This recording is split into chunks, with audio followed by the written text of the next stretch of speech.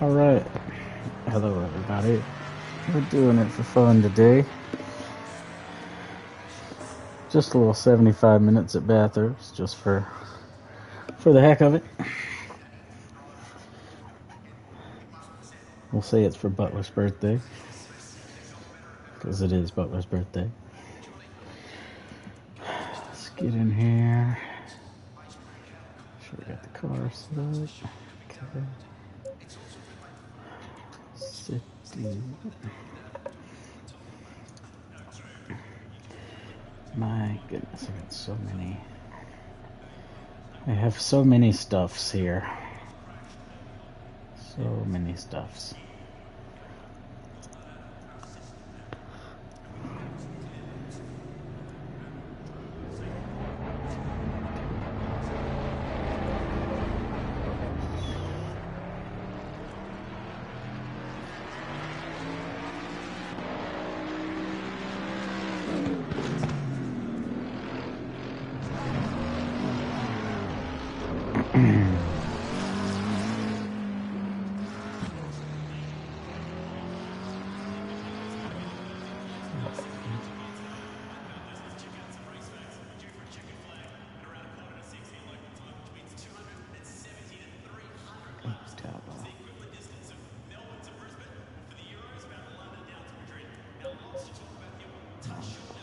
Mod.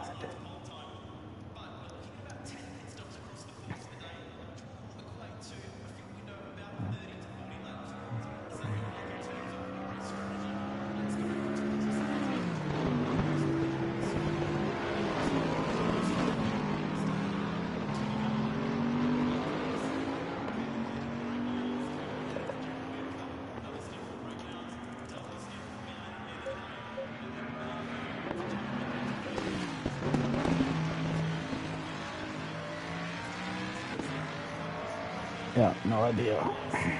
Okay. Delete that one.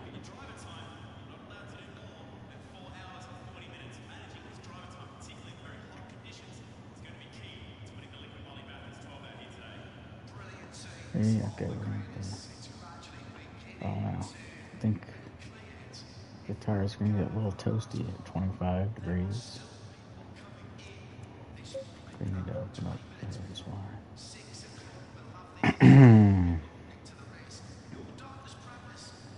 And then go 2, 3. 1, 2, 3. And this is for 22. 2, 3, 4, 5.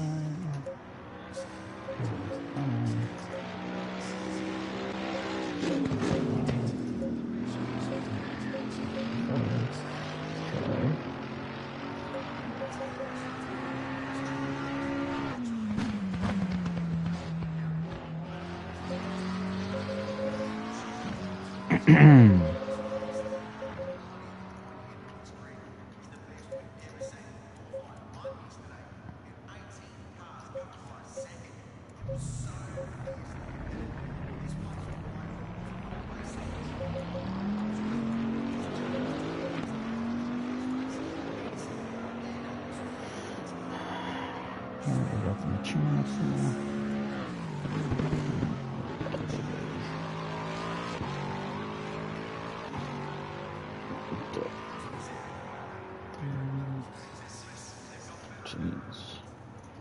Tracking is hot.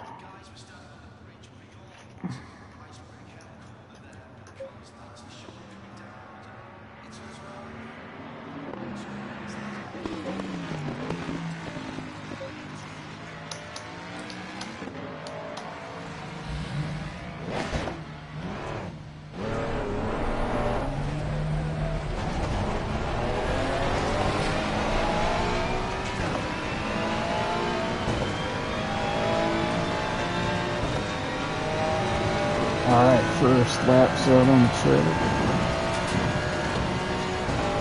Let me make sure I join the party with Butler.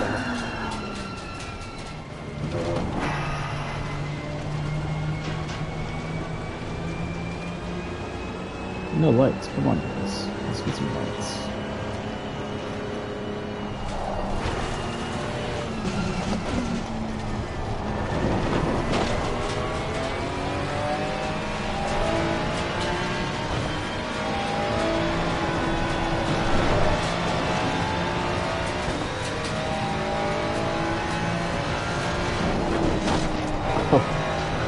Oh.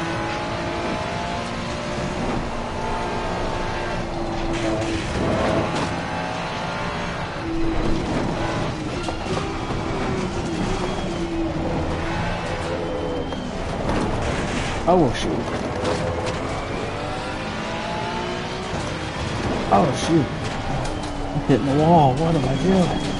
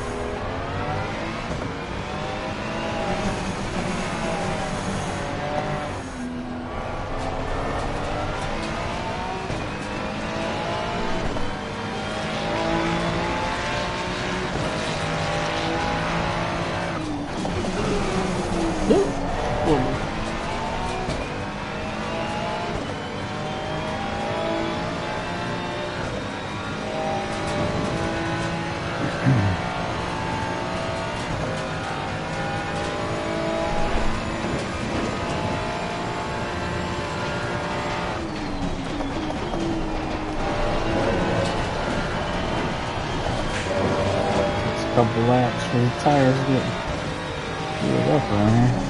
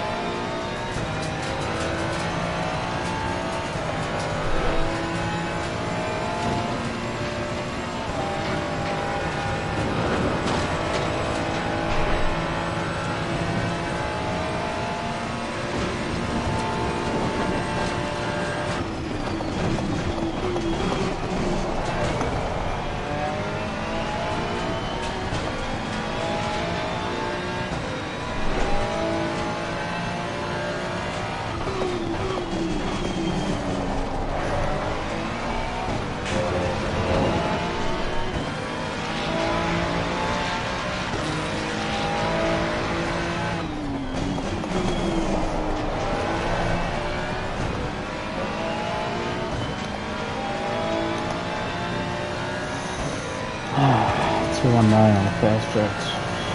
That's pretty good. This is fast.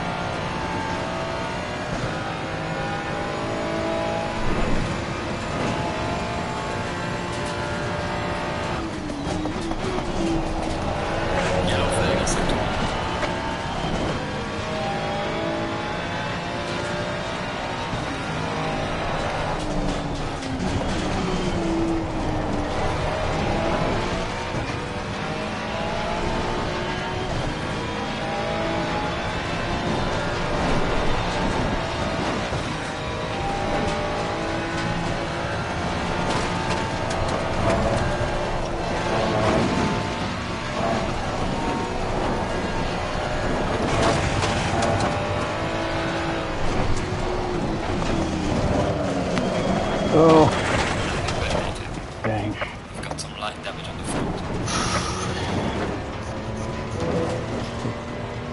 Grass. 206. That was faster. Hadn't practiced, hadn't got my pace up. That's some serious pace.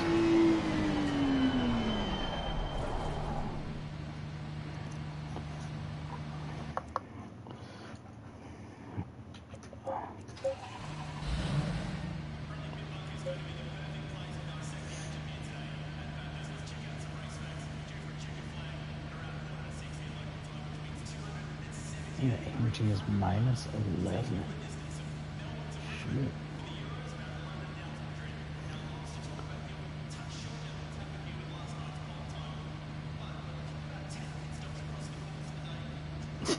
What's up, Cody?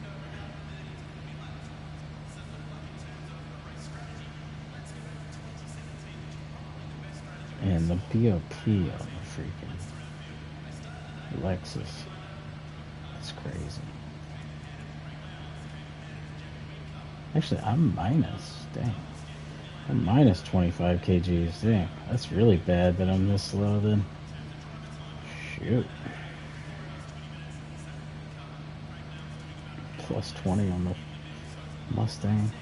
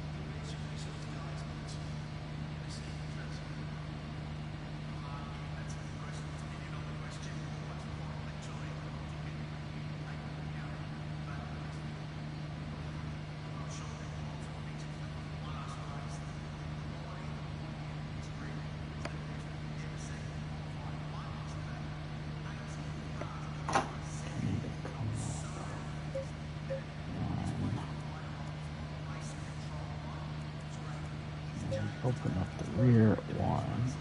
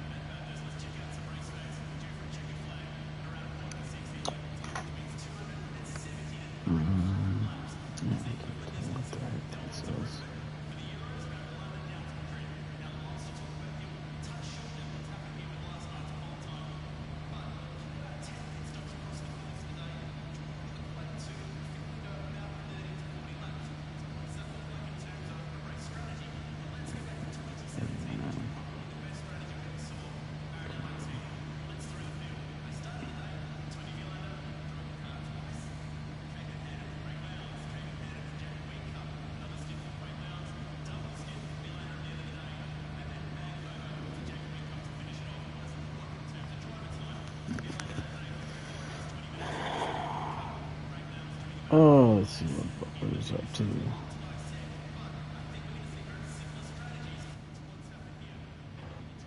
Pass on. Pass right? on, okay. Yeah, so if you... I never say went if straight you're, on that. Okay, so let's... G'day, Squirrel. How you going, What's man? up, fellas? Yeah, How you doing, buddy? not bad. Not bad, man. Not bad. When you're saying if you're going up the top of Eau Rouge, right, and you know you got someone faster coming back behind you, right, then what you do is you put on your right-hand indicator or your turn-in signal to say, you go on the right-hand side, You go I'm right. staying on... Yeah, I'm staying here, you go that way. Yeah? Okay. So that's I was pretty sure that's how it worked in racing, that's how but it works, man. I've never used Yeah. it, so... Yeah, no, that's how it works, brother. You just you're indicating to them which way you want them to go, so that that lets them know, okay, I've got to go around him that way. Same as with like when you flash, when you pass somebody passes you, instead of flashing your lights, you flash your fucking hazards. So it's same as flashing your lights. It's a international sign of thank you. You know what I mean? Sometimes if you flash it more than once, like your light flashes, then it means that you could be fucking angry. You know what I mean? That you're pissed off with the dude's move because there's nothing else. Because I've always just flashed my lights. Yeah, if you keep flashing them more than once, no, I just do it once. But it usually means, what the fuck's he flashing me for, man? You know what I mean? But if you've just made a pass, if someone's just made a pass and move and then they duck in front of you, you give them a quick flash to say, no worries, man. You know what I mean? Squirrel, he does it, man. He flashes his indicators and shit, man, when he passes me and shit, man. It's just a sign of thank you, you're welcome, no problem, man. You know. So, I mean, the only way I'd be able to do it would be to flash them both at the same time. I've got them. Yeah, well, usually I do have them. That's what I do with my rear flashers. Yeah, that's it. I do both blinkers at the same time. But having a button box, man, that way you take it, anything that you have on your wheel now, you can take off and put on a button box. So mine's on its way, man. I ordered mine about 2 months ago, so I'm still waiting for mine because he's on holidays and shit. So mine's one of the first. Yeah, send me some pictures when you get it. Mate, he does a pretty good, slick job of them, man. He's based in the UK, in London, and like I said, he's a computer engineer, man. Makes these things as a side hobby to his main job. So you've got to be a bit patient with him. But mine will be in the first order of 10, he reckons. So I'm good with that. Shoot, I got bags of patience.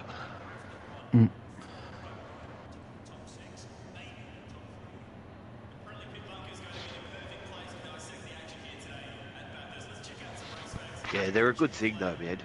So 30 seconds.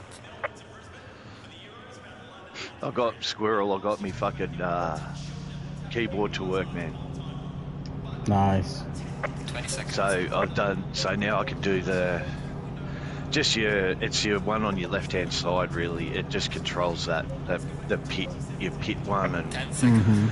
where you are in the race and that kind of shit, all that kind of crap that turns up on your fucking left hand side there. So it's good, but a button box keeps better.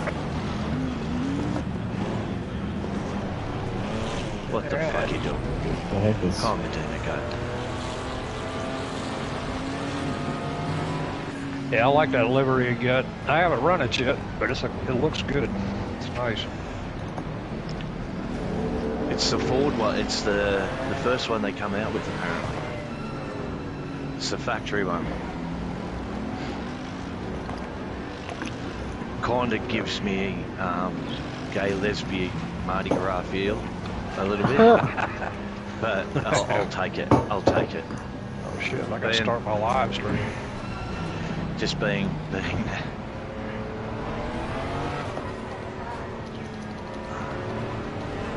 Oh, those look nice, babe. Good job.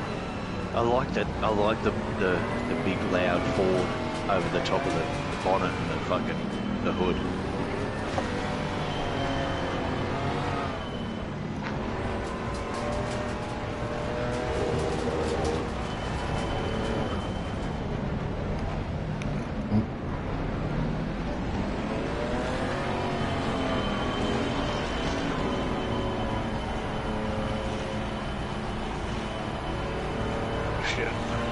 My controller's muted.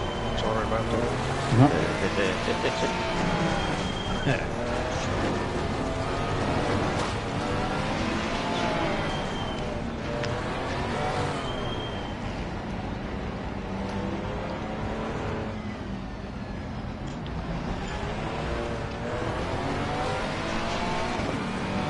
Not bad, 8 of us in here. Yeah, man. Yeah. Yeah, like I was saying to Prince, man, just give people options to race and they'll turn up, man. You know what I mean? Yeah. Even if it's summer or whatever, man, you know, like, yeah. You got to have something on, man, because we have a decent breaks in between the showdown and that kind of thing, man. And Big Grid won't be back for a couple of weeks. Got to give what's own, man. You know. Yeah. Guys, something to race, man. Get some practice. Yeah. Do you guys have a grid? Do you have a grid box on the pace lap? Because I don't have one. No, man. No. It's a new. What's the name, man? No, it's a new. This has been, except for your radar, you won't have it until we get down the end, man. So, and I don't think we have it all the way around. I thought something was different. Yeah, I used to have it all the way around on the pace lap. I think. I don't even know what side of remember what side of the grid I was on. I was on the right. It'll tell you when we get down the end, I think. Yeah, because I've always had one. This is the first time I've never seen it. I think it's something that you can do and leave on or off G-Portal, man. Or you can leave it off at, what's the name? So... It's like guided formation lap or something? Yes, mate. Yes, I believe that you can leave it off it, man. So we're going to have to watch our speed. Okay. Yeah, I got the radar. Yeah. Your radar will be on. Yeah, my radar's on. Yeah, just watch your speed.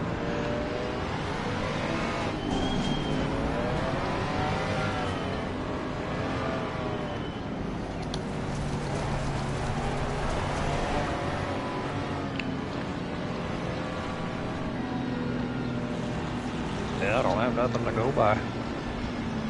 No, you can turn it off. So he was talking about, I don't think no one will get a drive-through. No one got a drive-through, so you probably could have gone flat out. You probably could have gone flat out. Yeah. You probably could have locked it down into first and then just absolutely slammed it as soon as you come around the corner. I don't think it would have made any difference whatsoever. But we're away. No one got a drive-through, so happy days. Car on the left. Clear on the left. Looking all right up here so far. Yep. I'm impressed. And nobody got a drive-through. We had a pretty good start yesterday at Zandvoort too, I thought. Yeah, there was a little bit of fairly shit, clean, a little bit. First lap was a little bit messy, but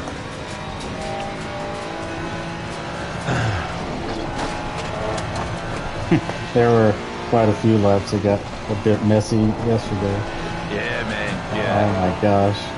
The stewards are going to have their handfuls of penalties. 4 tickets, man, so far, brother.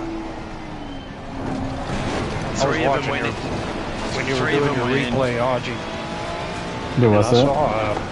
I said I was watching your replay yesterday with you. Car on the right. As you know, Yeah. I didn't know that Mark took that guy flat out like that. When I saw that, I was like, oh shit.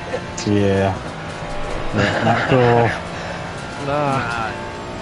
Fucking 3 tickets went in there. It took like about 4 hours before they were allowed to, man. So, Oh, dang. yeah, that's how keen they were to get tickets in on Canaro. Yeah, oh, freaking Canaro's a bad boy yesterday. Although I don't think he was as bad as Marksman. Yeah, Mark had it, which is unusual. I don't know. I think he just lost his mind, man. Because I've seen him do from the. I don't want to talk bad about him. I like Mark, but he in the heat of the moment, he gets pretty intense. at times. Yeah, I think he lets his emotions get the better of him, man, in the situation. So Yeah. you know, so which happens to us all, but you need to be able to control it as well. And like, yeah, the footage doesn't paint a great picture of him, man. Yeah. No. At all. At all. Especially the fact that the guy was trying to like wait up for him. Redress. Yeah, that's what it looked redress, like. man. Yeah, he was redressing, man. So, and then for all intents and purposes of not being a steward and being a steward, it looked deliberate. Yeah. To me. So, and that's a no-no. And the dude was trying to redress his mistake, man. So, That's what it looked like. yeah, it looked very deliberate, which is that's very much frowned on, man.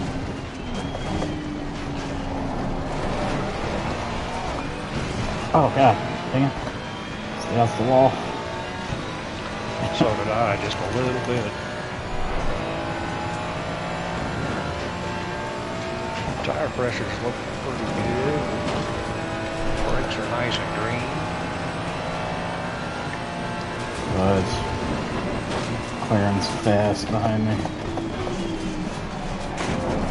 Oh yeah.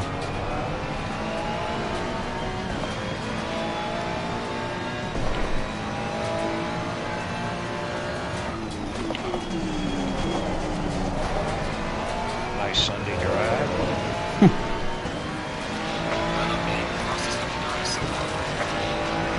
Yeah, I look at this kind of stuff. They're fun.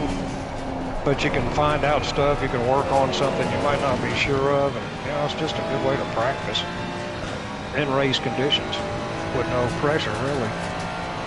Yeah.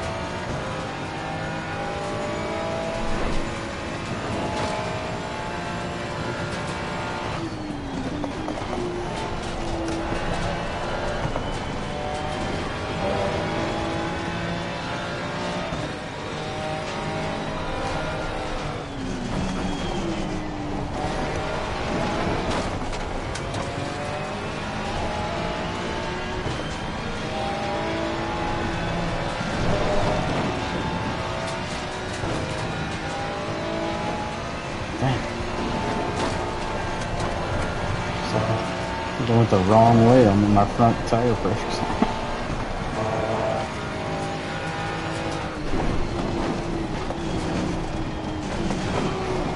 No, gosh. What, are they high? No, they're low. Jordy? Yeah.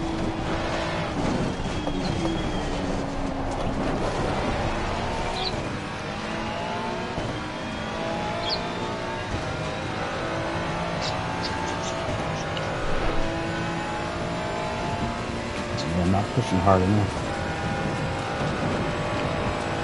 Does take a couple laps for the tires to come up to pressure here. Yeah. Mine are actually a little lower than they were in practice, but right at 26.8 on the front, 26.9 and 27 on the rear.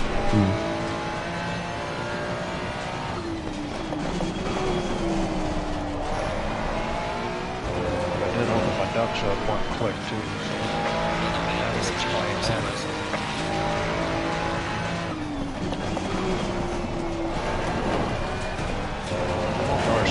Stay off the grass.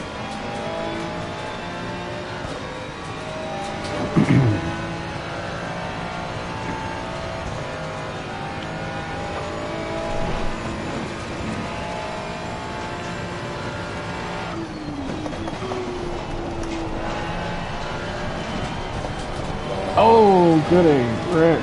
Dang. Careful in turn 2. Good A's in the middle of the road. Sweet. Yeah.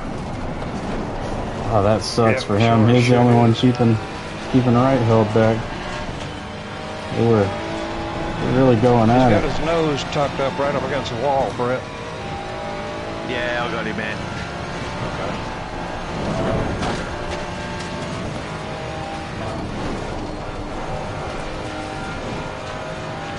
I'm surprised the BOP that the Bentley was only -1 kg. I figured it'd be more, but the Lexus is like -21 kg, and it's already fast in the straight line. But I can't say much because the Ferrari is -25 kg. Garcia lost it up here. Watch it when you come through. Yeah, mate.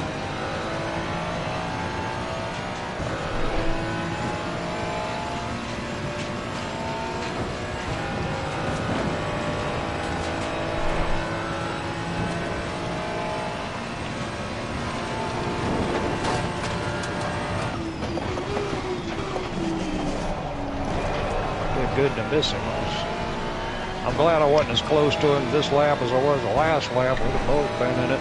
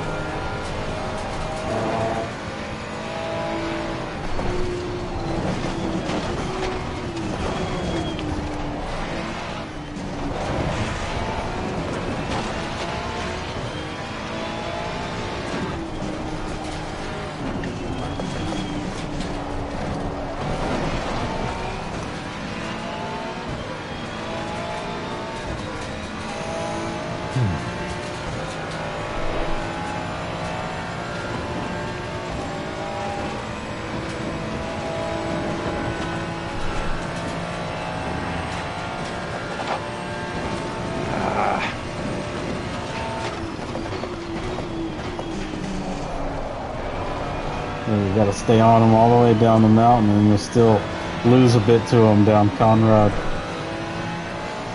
Yeah, he's quick. Oh, that Lexus is quick anyway. Yeah.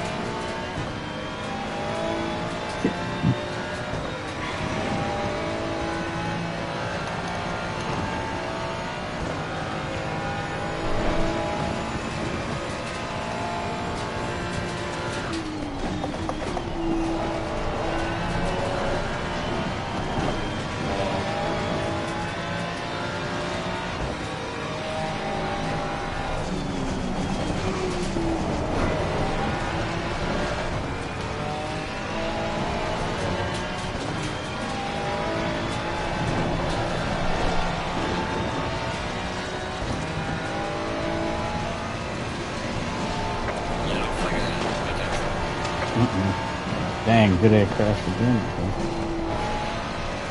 Oh, he just That pit him? as well. Yeah. He just fucking pit, man. Yeah, he did. Dang. Crashed right at the top of Skyline, right before you go down the S's. He's still there, too, looks like. Must have went off on that right-hand side, got in the grass. He's out of it a little bit. Okay. He's going again.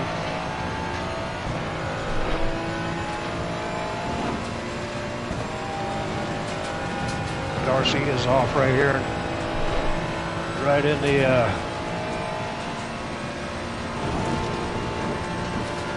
Yeah, we got him. I can't think of shit. Just out of the dipper. Just out of the dipper, man. I think I got too much sun today. I feel like taking a nap.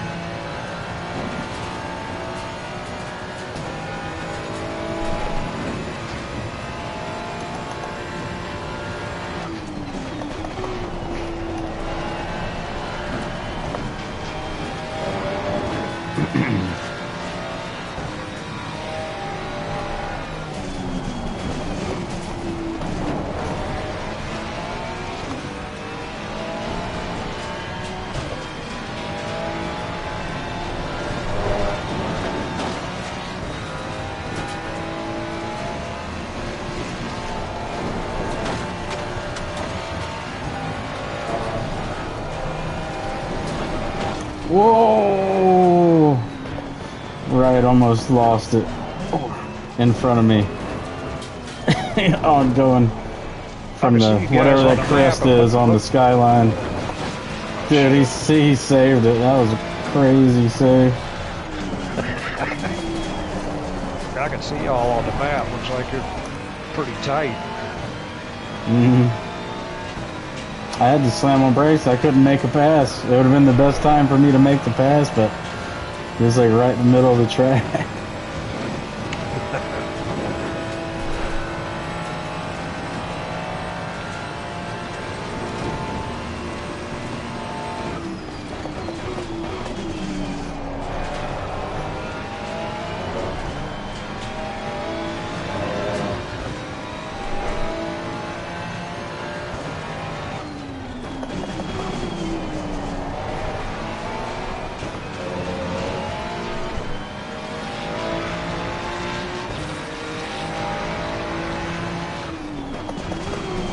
Oh my god. Car on the right. He keeps breaking in the grass. Or getting in the grass. He broke in the grass there in turn 1 and got slideways through turn 1. Damn. Oh my gosh, and he comes right back on me freaking after getting a terrible start to the straightaway. That thing is so fast.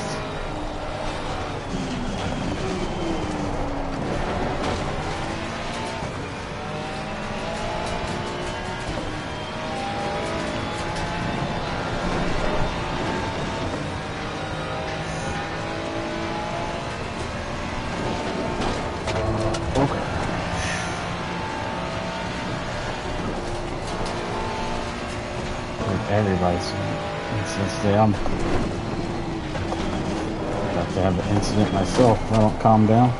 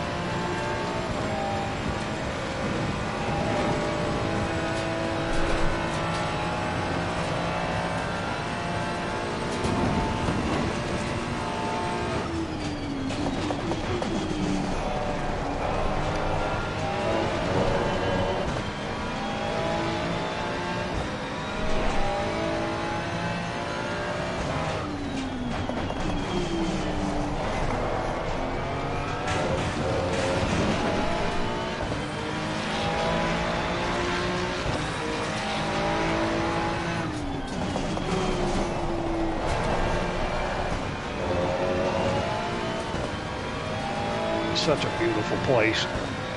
Mm-hmm. Bathurst, in this area. Yeah. Yeah, I wish it's a ACC nice had the joint. kangaroos like GT7 does. That's one thing I will give GT7 over ACC. Although ACC's version looks way better to me, they don't have the kangaroos.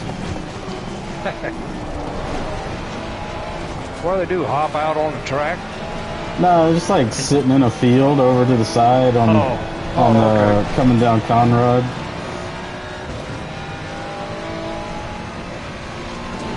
It's like a little gang of them just sitting under a tree.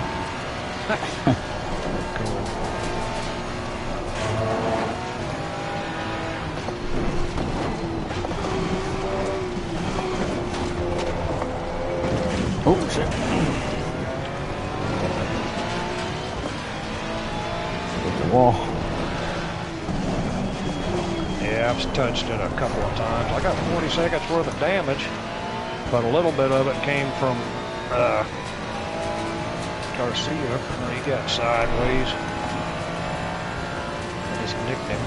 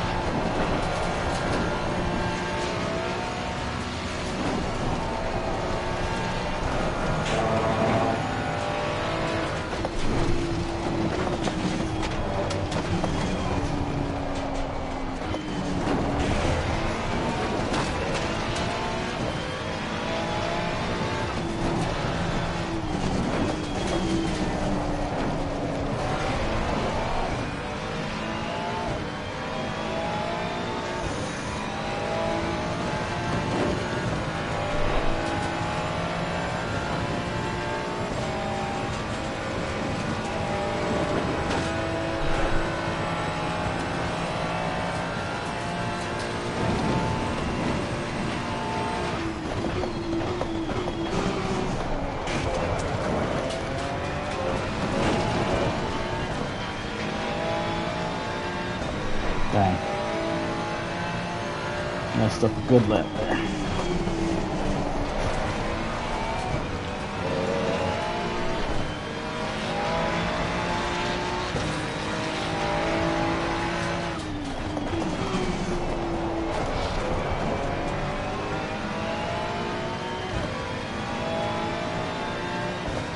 Hitting that left-hander and in the chicane. Is there a name for the chicane? Or coming out of the chase? Nah, mate. Whatever it is, that left-hander, man, I can never figure out how to go over that curb like properly without unsettling the car. Oh, when you go out of, I mean, it's a part of Caltech's chase. It used to go all the way down to fucking Hell Corner, man. So, Okay. yeah. So, no chase. It used to just run all the way straight down, man. Right. That's crazy.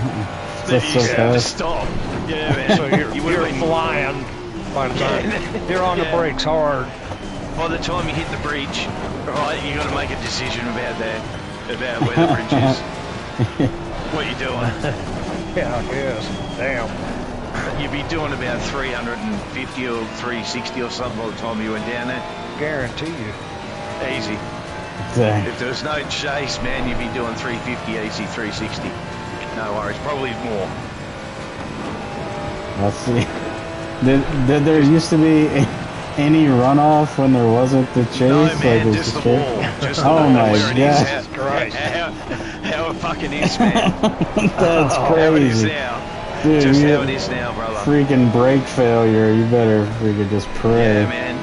You can imagine on those drum brakes on the old fucking Fords and Holdens back then, man. She used to be pretty sketchy coming down into the fucking into the corner, mate. Used to make sure that there was fucking plenty of brake there, man. Yeah, you lose your brakes there, you might as well just start praying.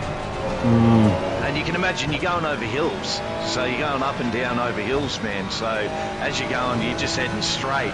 There's no sand pit there. Right. Just straight down into the fucking last corner, man.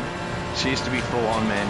Dudes used to endo like over into the fucking crowd, mate. No one used to stand down, straight down the end of like on the last corner, man. Heck no, I wouldn't.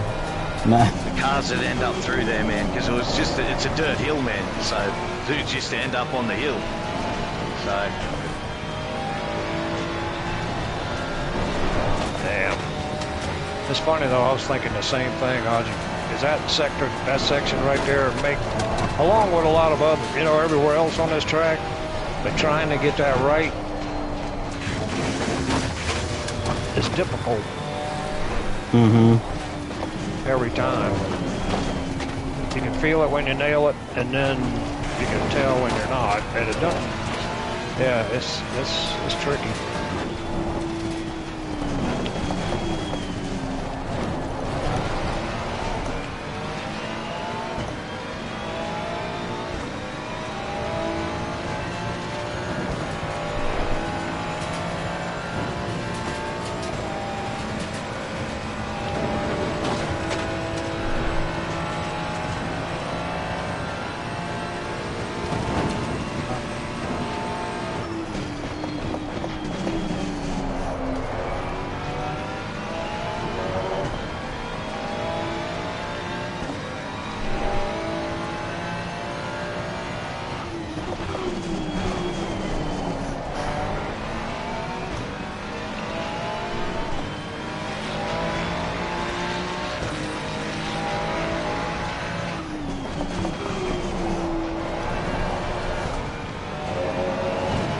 I don't hit the curb there. I kind of put maybe the sidewall right up against it.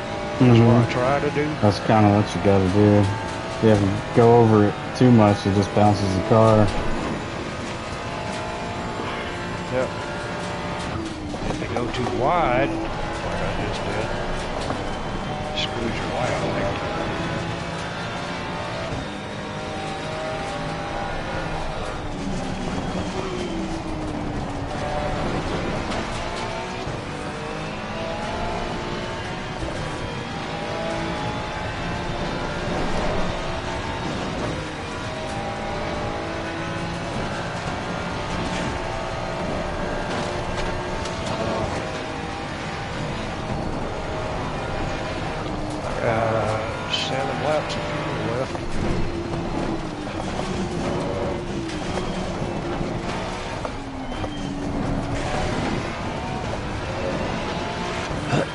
That's good. I only got 5.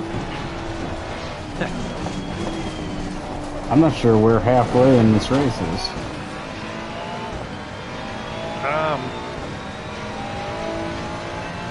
About 37 minutes, I guess. Something like that. Okay. The 70 minutes would be 35. This is 75, so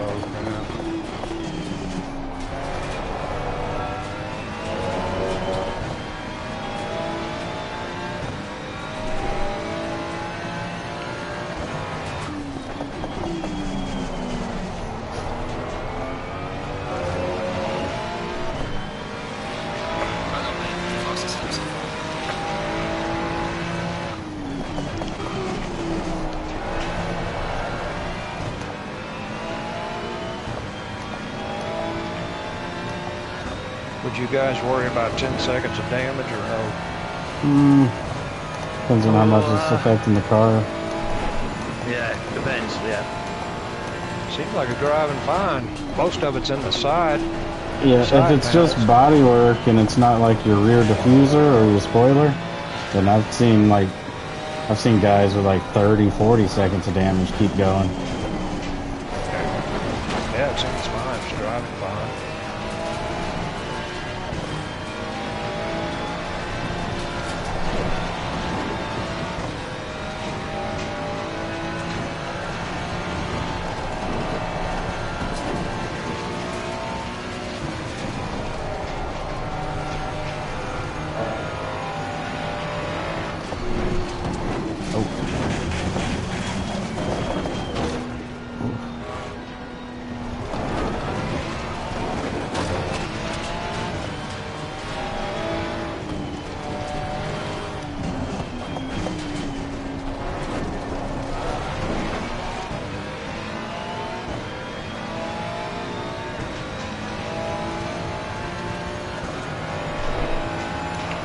I just added a little more damage to it. Shit. Not even sure what I actually did right there.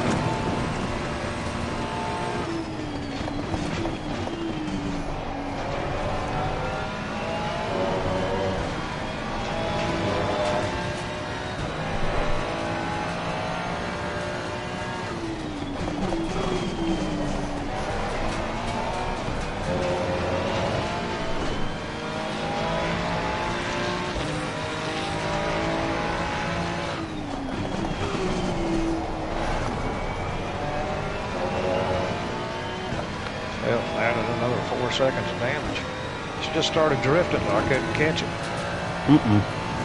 It's funny how you can go lap after lap and nothing weird like that happens, and then all of a sudden, either you're on the throttle a little different, or your attitude of the car is a little different going into the corner, or just the slightest thing. Right. You also got the tire wear to think about. There's that. Sometimes these cars will handle completely differently depending on if you got tire wear or not. I like running on worn tires. I think I've learned more from doing that than I ever have anything else. Running on worn tires teaches you a lot. Yeah, oh yeah. I should probably do it more myself. I just really tapped the wall good there.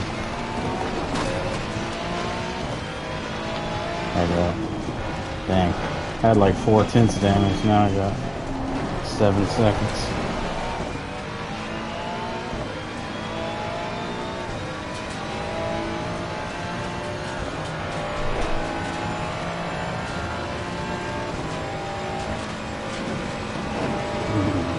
A lot of damage.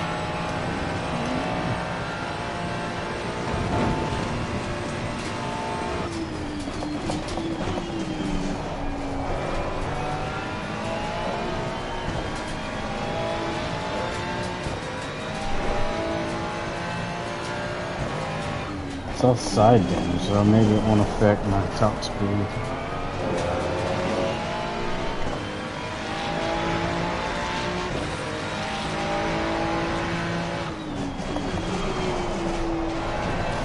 Yeah, mine still feels fine. I ain't gonna worry about it.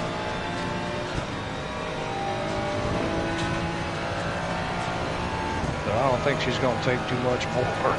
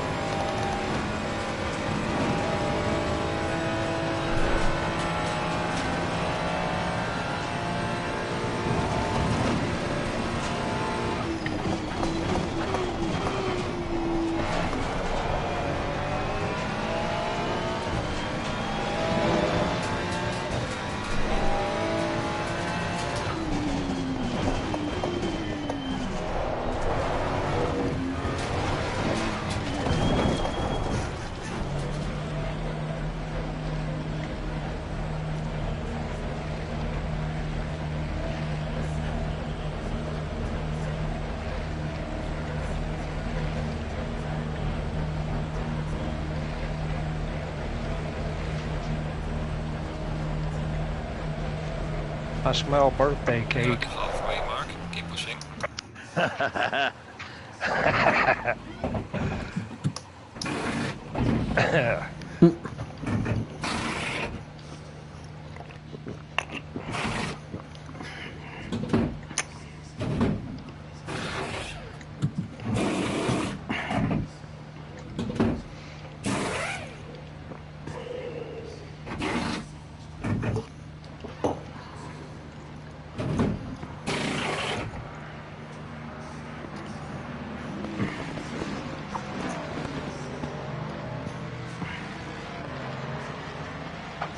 Suspended thrust. Start clear.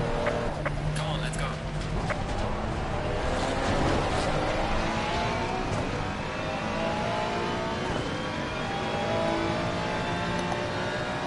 Alright, well, went against my better judgment. Fix the 7 seconds of damage. So you fix the Hey, Carl, damage. thank you. Yeah.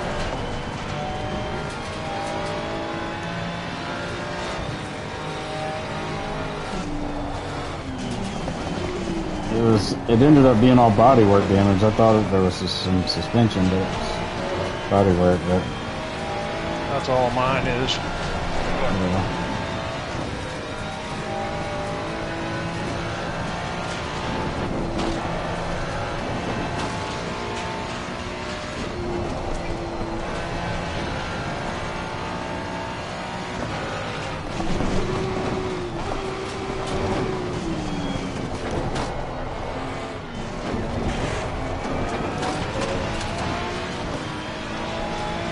I'm coming in this lap prep, so just let you Yeah, know. sweet, brother.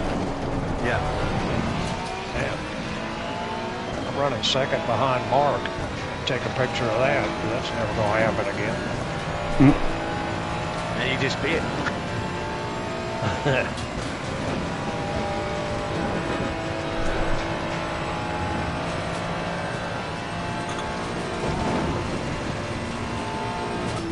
All right.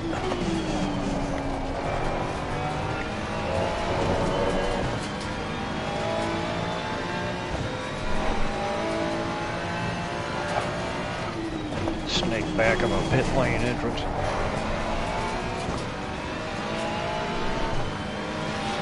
I think this is the first time in a year I've actually had a clear pit box that I can see during a race. Ah, yeah, I'm nearly taking the damage. He was going to come out ahead of me. Dang. Yeah, I'm glad to fix mine now. Lost 3 seconds. 45 seconds. Holy crap.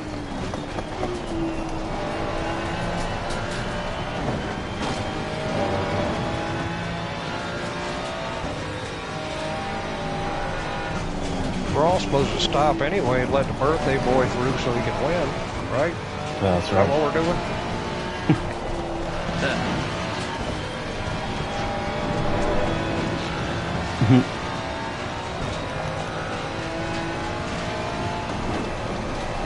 Somehow I don't think marksman's a part of that deal, man. Yeah, I'd pretty much say you're right about that.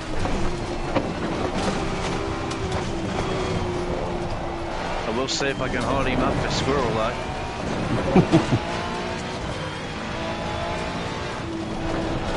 What a man. I think the Mustang's nearly got as much grunt as him.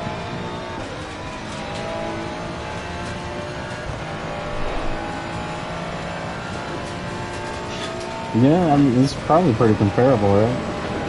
Yeah, man. Especially if you take some wing off of it. I just absolutely love this car.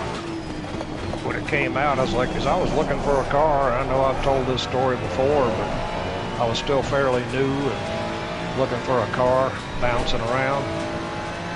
And Yellow flag. Mustang came out. I was like, well, that's a no-brainer. But I like the car. It's competitive.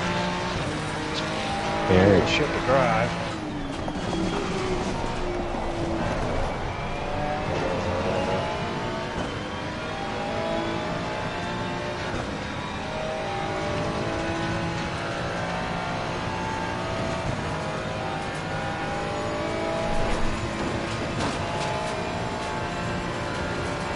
I've been thinking about what you said yesterday, Bretto, about ACC getting a little bit worried about LMU and maybe coming out with some more download content. Yeah, mate. Might be on to something there. Yeah. That'd be nice. Well, it's only, look, when a new game, obviously, you know, this being the king of GT3 games on console, makes it, you know, that of course they're going to be worried because the game come out on PS4. So the longevity of the game is unlike any other game except for like Grand Theft Auto, that sort of shit, GT7, all that, you know. Right. So when you bring out something that's already very successful, which LMU is on PC, and has a decent growing fan base, then yeah, man, 100%. You know, they'd be looking at that going, yeah, this might, because they have GT3 cars, man. You know what I mean? So they have the same cars, you know, so they'd be starting to think, yeah, some of our fan base might be looking for some new track, new challenges, all that kind of stuff. So it's, look, when you've been playing it as long as I have, you know, and begging them for new tracks, new fucking cars for years, it start feeling like you're smashing your head up against the wall. You know, you can see so much possibility. Why can't they? Yeah. You know? So more tracks, more what's the name? How hard would it be? You know. So you got to investigate that and see how hard is it to add that, and it is quite difficult at this stage to add a whole heap more new content to the game. So they can only do it in little bits. Otherwise, they require big patch updates, which requires time away, which they know that the game has, you know, series championships that run around all around the globe, all the way around the year, throughout the year. You know, so they're going to piss somebody off that they do a major update and it fucks the game for 3-4 weeks. So they're going to have which they. Okay. I wouldn't like to see the complaints department at fucking Kunos or 505, man. You know, all the paperwork there. Right. I'm sure there was a few nasty emails being sent to both of them. You know, so about how their timing on when they release updates and shit like that. Especially if you were leading a championship and then all of a sudden you've got a fucking 4-week break because the fucking the game keeps fucking out. Right. So, look, it'd be good in an ideal world if they did, and it looks like that they're opening up the game again by adding, you know, liveries and stuff like that, which makes us excited, but you can't just do that. You can't just give us liveries. You need to give us a little bit more than liveries for us to, what's the name?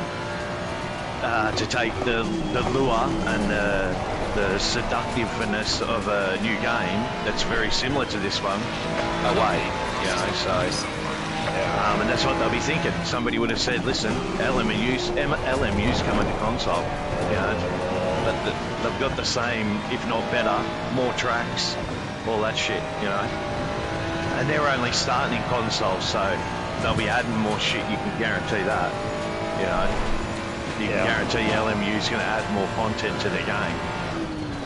You know, so more tracks, more cars, whatever, you know, so they'll be starting to get concerned, you know. You're talking about millions of dollars, man. It's not just, you know, this is not chump change, this multi-million-dollar companies, man. You know, the bottom dollar is the bottom dollar. That's the bottom line, is they're making money out of it, you know, so they're not making money. And they need to change, fucking, you know, pivot, start thinking outside the box, you know. Well, I think that's why they switched their focus to AC Evo. Look, that's been the biggest flop. That's been the biggest disaster they ever could have done because they haven't finished it, you know. And there was, You can't release a game like that unless it's completely finished. You know what I mean? I did find out the other day it isn't officially released in the 1.0 version yet. It's still in like alpha beta version. Yeah. But still, I mean, like, come on. I mean, they released it. They said they were releasing it how long ago? I mean, come on. It's been like a couple of years now. They're basically relying on the community to like test it for them. And we're not interested because it's not this game. It's not this game. Right? Yeah, that's its only problem. It's a big problem. And that's the thing, is that everyone thought in the start that it was the evolution of this game. But no, it's just an evolution on their very first Assetto Corsa, right? Like ACC, like GT7.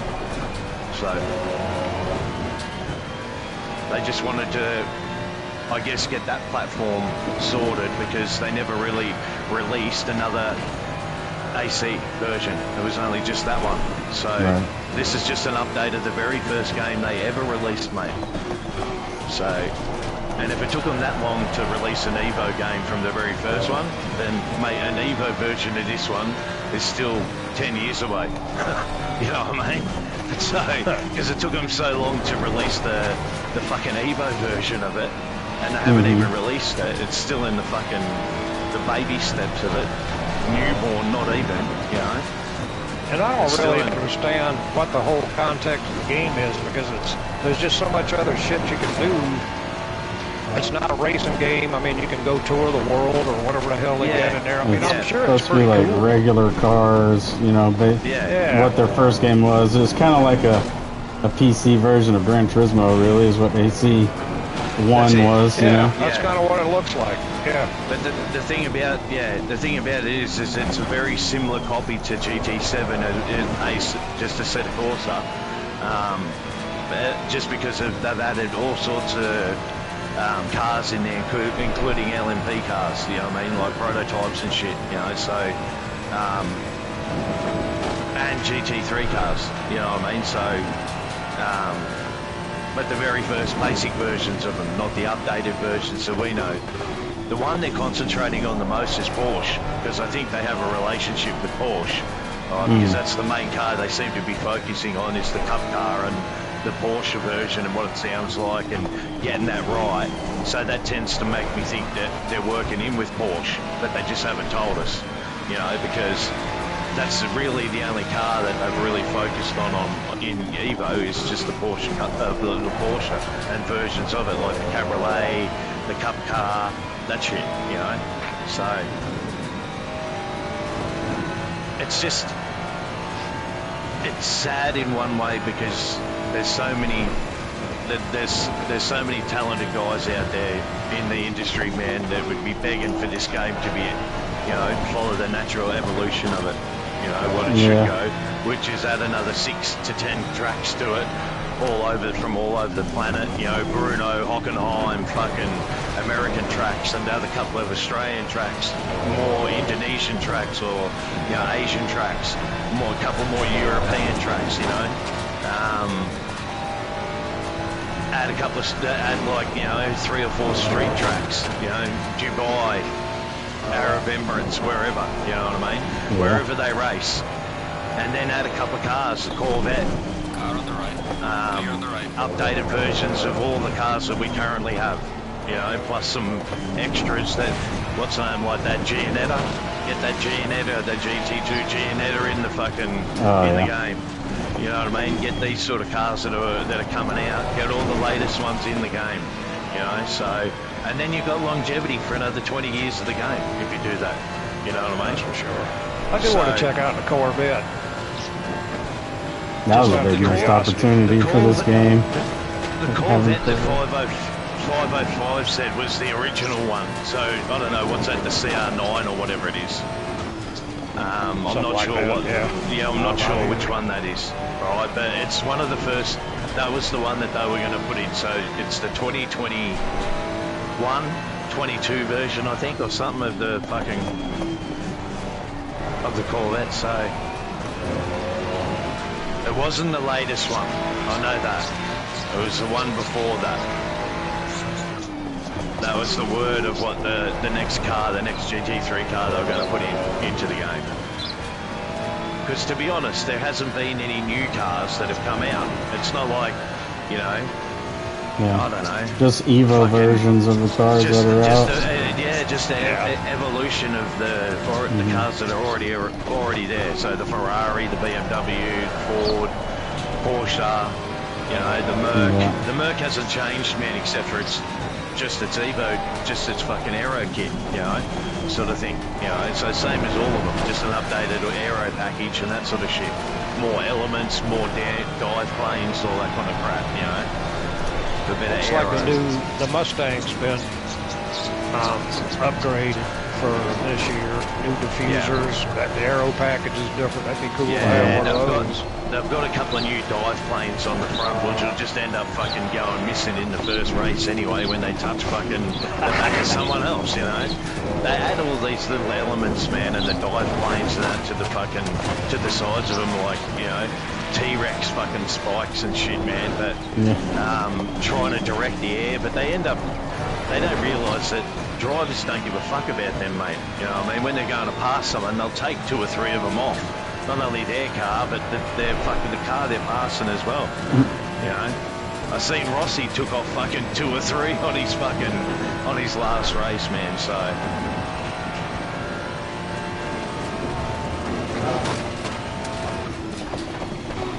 I know they didn't run real well at Le Mans. I watched them pretty much off and on the whole race. They struggled. One went out with a gearbox problem. Yeah. And I think it was the 77 that ended up finishing. Yeah. But they just didn't run where they thought they could. And, you know, it's Le Mans. It's going to happen, but they'll get it straight. Yeah. They definitely got people's attention since they've come out. So... Oh, yeah, man. Last few years. Definitely a competitive team, competitive car for sure. Ford is 100% all in, so. Oh, yeah, man. They're doing their prototype. The next thing is their prototype fucking program, man. So.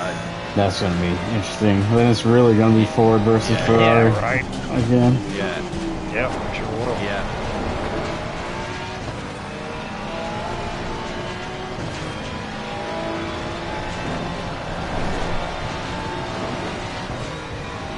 When LMU comes out for us, I'm still going to drive GT3s, but I will start practicing with the hypercars and LMP3s, hybrids, that kind of shit, just to see what they're about.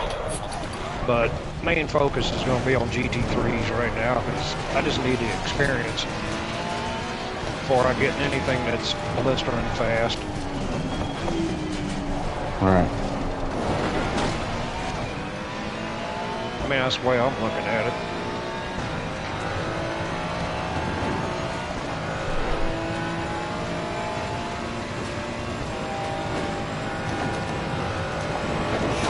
Man, I almost lost it at the bottom of the S's. We did some damage. Another 6 seconds. 5.5.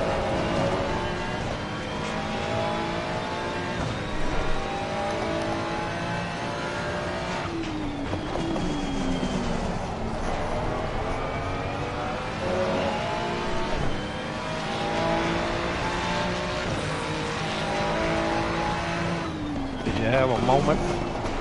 Yeah. I started sliding, coming down the... Actually, I went off in the runoff area in the S's, but then it started bouncing and it got kind of squirrely.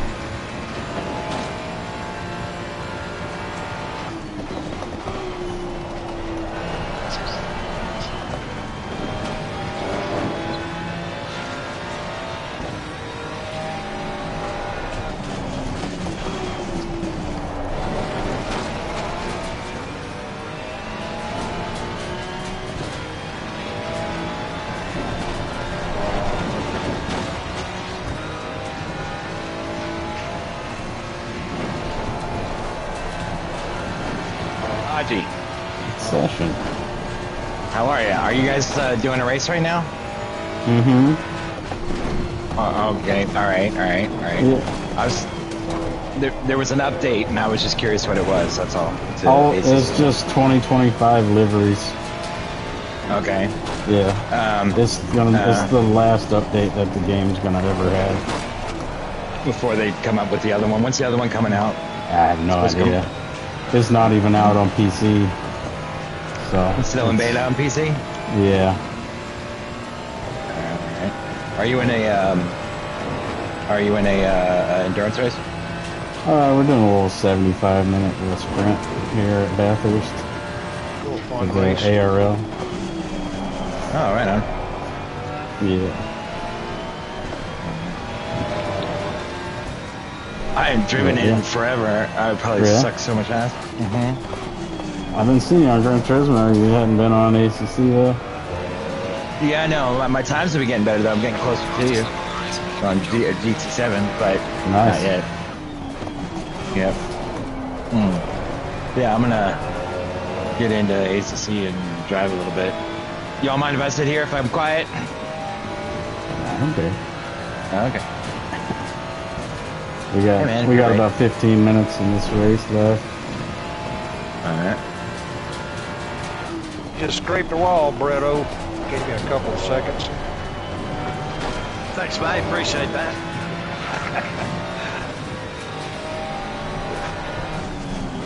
Scared the crap out of me.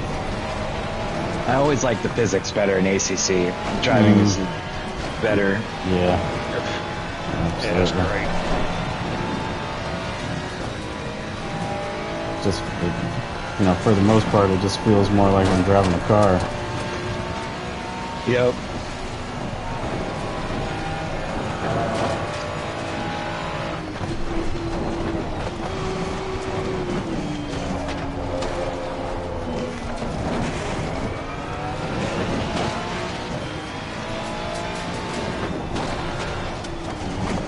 I just wonder when LMU comes out, how much different it's going to feel. I think Darwood said the braking is different. I imagine there's a lot of little stuff that's quite different. Yeah. When does that do? Physically, November. I think they said November. Really, that soon? This year for console? Yeah, this year. Yeah, for console. Yeah. Really? Yeah. Is it in pre-sale? No, not yet. No, they're going to hold it right. There's going to be a beta test or something, an open beta weekend they're going to do, same as what they did with Battlefield. So, just to make sure before they release it, same sort of deal as what they did with Battlefield 6. So, right on. Because apparently, 505, they're working in with 505, so it'll have a very... LMU's working with 505? Yeah, and with the release, with all the release stuff, yeah. It sounds like it means like if AC Evo ever comes to console, they won't be going through 505 then, competitors, Look, Kunos has been with 505. This game's been with 505 since the start, man. They've worked with them since the start because they're the biggest fucking promoters of the fucking game. So, yeah. 505, Kunos are the fucking geniuses behind it. 505 just does all the hump work for it. See, I jumped right into the BMW and into a Nordschleife room. That was always my best track in this game. Love Nordschleife. It's so much better here on this game than it is in GT7. Mm-hmm. It's just mapped better. It's just mapped a bit better. Yeah, it's just mapped a lot better.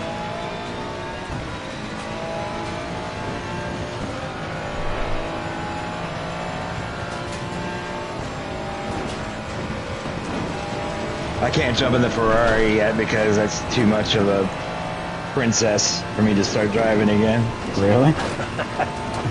Oh man, that car's a princess, dude. That's the only reason you don't realize is because it's the only one you fucking drive, so. Yeah, it might be. I mean, yeah, it's hard to drive without a setup. No, I've never driven the 296. I drove the 488. The 296 is amazing, but he's right. You do have to have a setup. You do have to have a setup.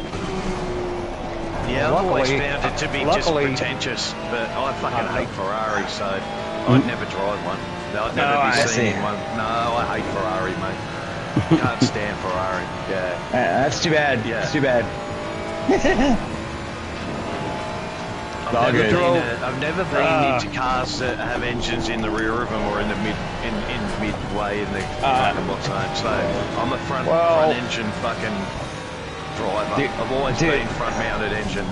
To date myself, dude, I had a Toyota MR2 in 1988.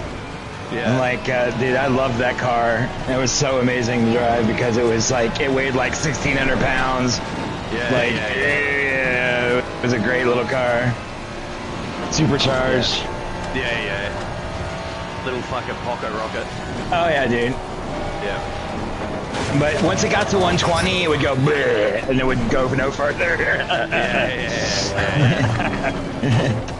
Nah. So that's all there is. There ain't no more. And there ain't no more. It's a 4-banger supercharger. You get there quick, and then you're done. Just Aussie culture. I've always grown up with a V8, so that's all I've ever known is V8. So. Oh, you can find a car with a V8 in the back. I'm just saying. You know, I love the way the MR feels and the way it handles, but I get people who dig the front I think Wright crashed in Skyline because he was sitting on the side of the track. Yeah, I think I seen his hood. His hood's popped up a bit in my rearview mirror. It was just sitting there before going down the S's. And I went for the pass on him. Be careful, mate. Be careful. Yeah, I'm already 3 seconds past him now, but he got the freaking fastest lap from me before he crashed. Yeah, he does. He's in the pit. No, he's pitting anyway, man. I forgot how the curves in this track are like the cliffs of Dover, man. They're fucking huge on this track. Like Grand Canyon. Boom! Alright. Yeah, that was the only track that I could keep up with the front of the pack in MRC was this track. Really? Oh, you were good at this track? Yeah. At Nordschleife, yeah. I was okay at Mount Panorama too, but I got disconnected in the big race I had. I was in 3rd place and halfway through it. Yeah. That sucks. Yeah.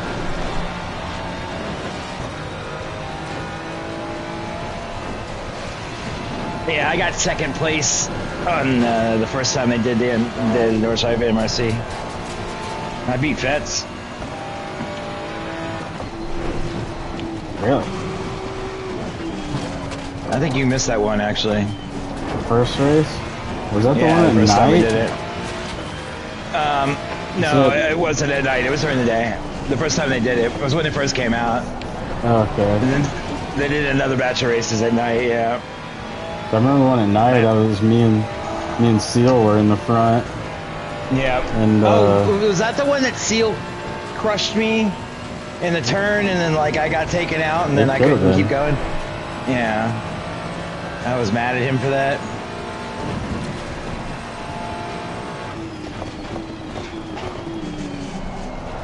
Man, it drives so different than GT7. It's so weird. I like it though.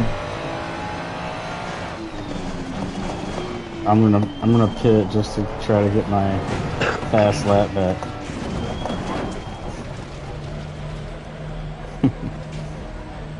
Don't add fuel, just change your tires. Fix the damage. I thought you already pit. I did, but since Marksman had to pit for damage, I'm gonna pit to change tires and try to get my fast lap back. Okay. You know, it's just fun, you know. Although it would hit my sim grid rating if I actually won.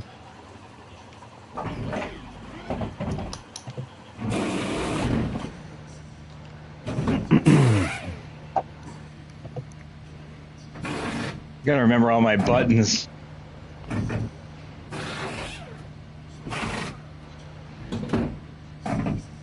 Oh yeah, that's the big thing. And make sure to change your steering ratio for each different car that you're in. No, I haven't driven anything else besides that. But yeah, no, you're right. I gotta double check that shit too. Mm-hmm. I started having a glitch where I was changing between the GT3 and the GT4 AMG. Yeah. And every time I'd switch to my GT4 AMG map, it would like all the buttons I'd like mapped and saved would be changed. Oh really? It wouldn't save it? Yeah, well I'd save it and then it'd be fine, and then I'd load it up like the next week and the buttons would be different. That's weird. What are you doing? I was worried about us getting through there, but damn it. Gotcha. You did. That's a tricky spot to be side by side, though, at speed you're running. So we did good to get through there without killing each other. No, I knew if I went wide, mate, I'd be able to get through as long as I lifted off, mate. Just got to give you enough room to slide, because you've got the inside, so you'll slide out a little. But if you go wide, if you are on the outside there, man, you go wide, you just got to lift off a little and let the car settle, because the car will be in the loose shit. I rode the brake just a touch to keep the nose down going through there. Worked out, we're still alive. Yeah, mate, that's how you race, man. That's how you can clean race. Go to side by side through Caltex Chase, brother. Flat out. Oh, do you still have that? You still have that video or the replay of you and me going through the corkscrew at Laguna Seca? I'm not sure. I might have saved it somewhere. Yeah, that was probably one of the. Oh, dude, it was hard as fuck. Yeah, we went in. Yeah, no shit. We went in. We went in side by side. Went out side by side. I was like, holy shit, we're gonna die, dude. And you're like, But no, we came out all right. Yeah, it's like one of the best side by sides I've had. Yeah, man, that was crazy. Corkscrew's scary by yourself.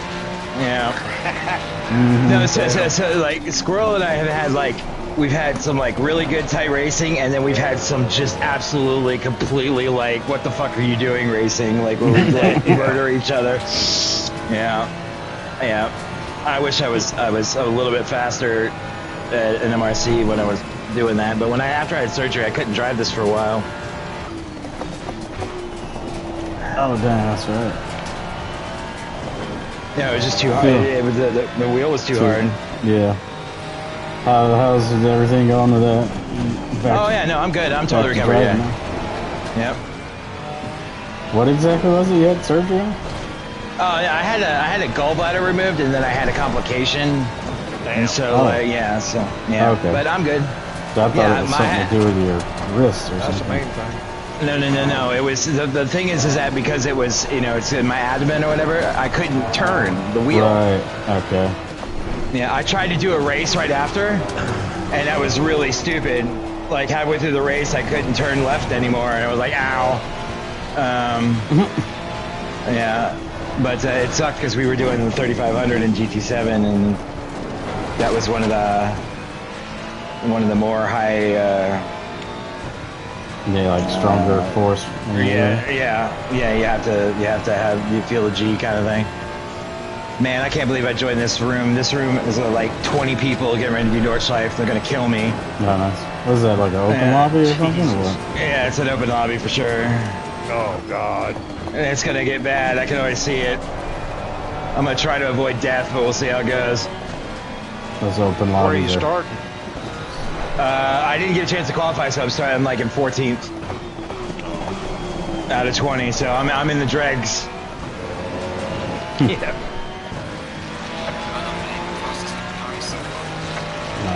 See if I can get past the turn though before they get going here.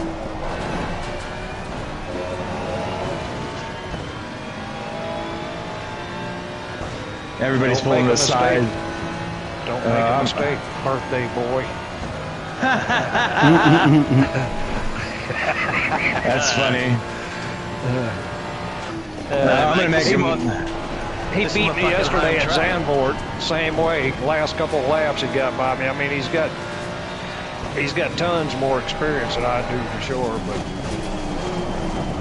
it's just setting you up, mate. It's fun. That's what it is. I just think I don't have. It's trying to teach you how to defend, mate.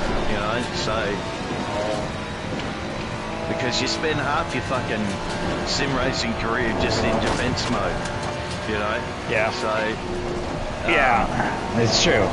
And like in this, if you die, the worst part is that if you wreck in the first part of the lap at Nordschleife, you got to go all the way around busted. That's worst. I did that a couple of weeks back. Last time we raced there, but it beat it beat transporting myself back. Yeah, because the penalty here is really bad. Yeah. Yeah. Yeah, so you're going to get wreck on the GP circuit so you can take the Joker lap. Yeah, no shit. So take the Joker, take the fucking Joker. Right. That's the only good thing about that track is the fucking Joker lap. Yes, I love that part. The rest of it's a fucking hell. I love it. It's True good. racing. Yeah, No. racing. I say that as I got spun. Oh, shoot. Yeah, you assholes.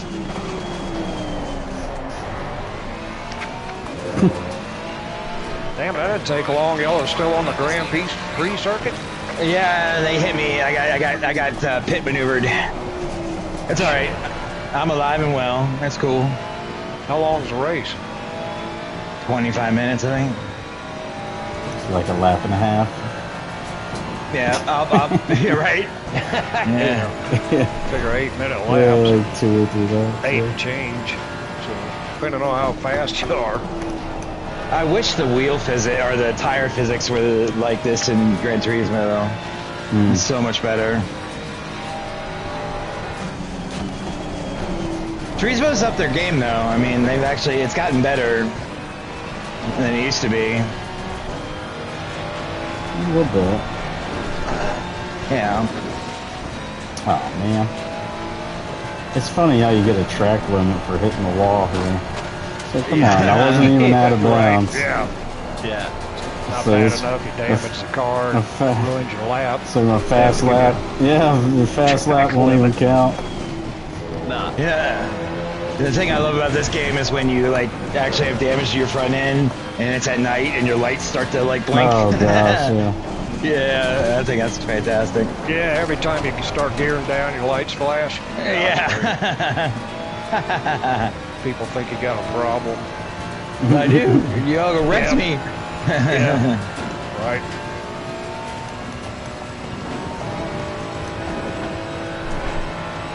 Yep, they're dropping like flies, at least. I was able to recover. I got spun around and only lightly touched the guardrail. So I have a little bit of damage, but not too bad. But there's dead bodies everywhere going on this track. Yeah. One thing about Nordschleife, attrition is always on your side. Just stay consistent and clean. You don't even have to be that fast. Just don't crash, and you could beat half the field normally. Yeah, I actually don't start picking up the pace until I actually get open air because, just the way that everybody drives on this thing, as soon as they step on the brakes, you got to be on it or you're going to rear end them. Right. I won a thing. Hey. That's not new to you. Sweet. Oh, this is good. Coming down the mountain the last time. This is pretty fun.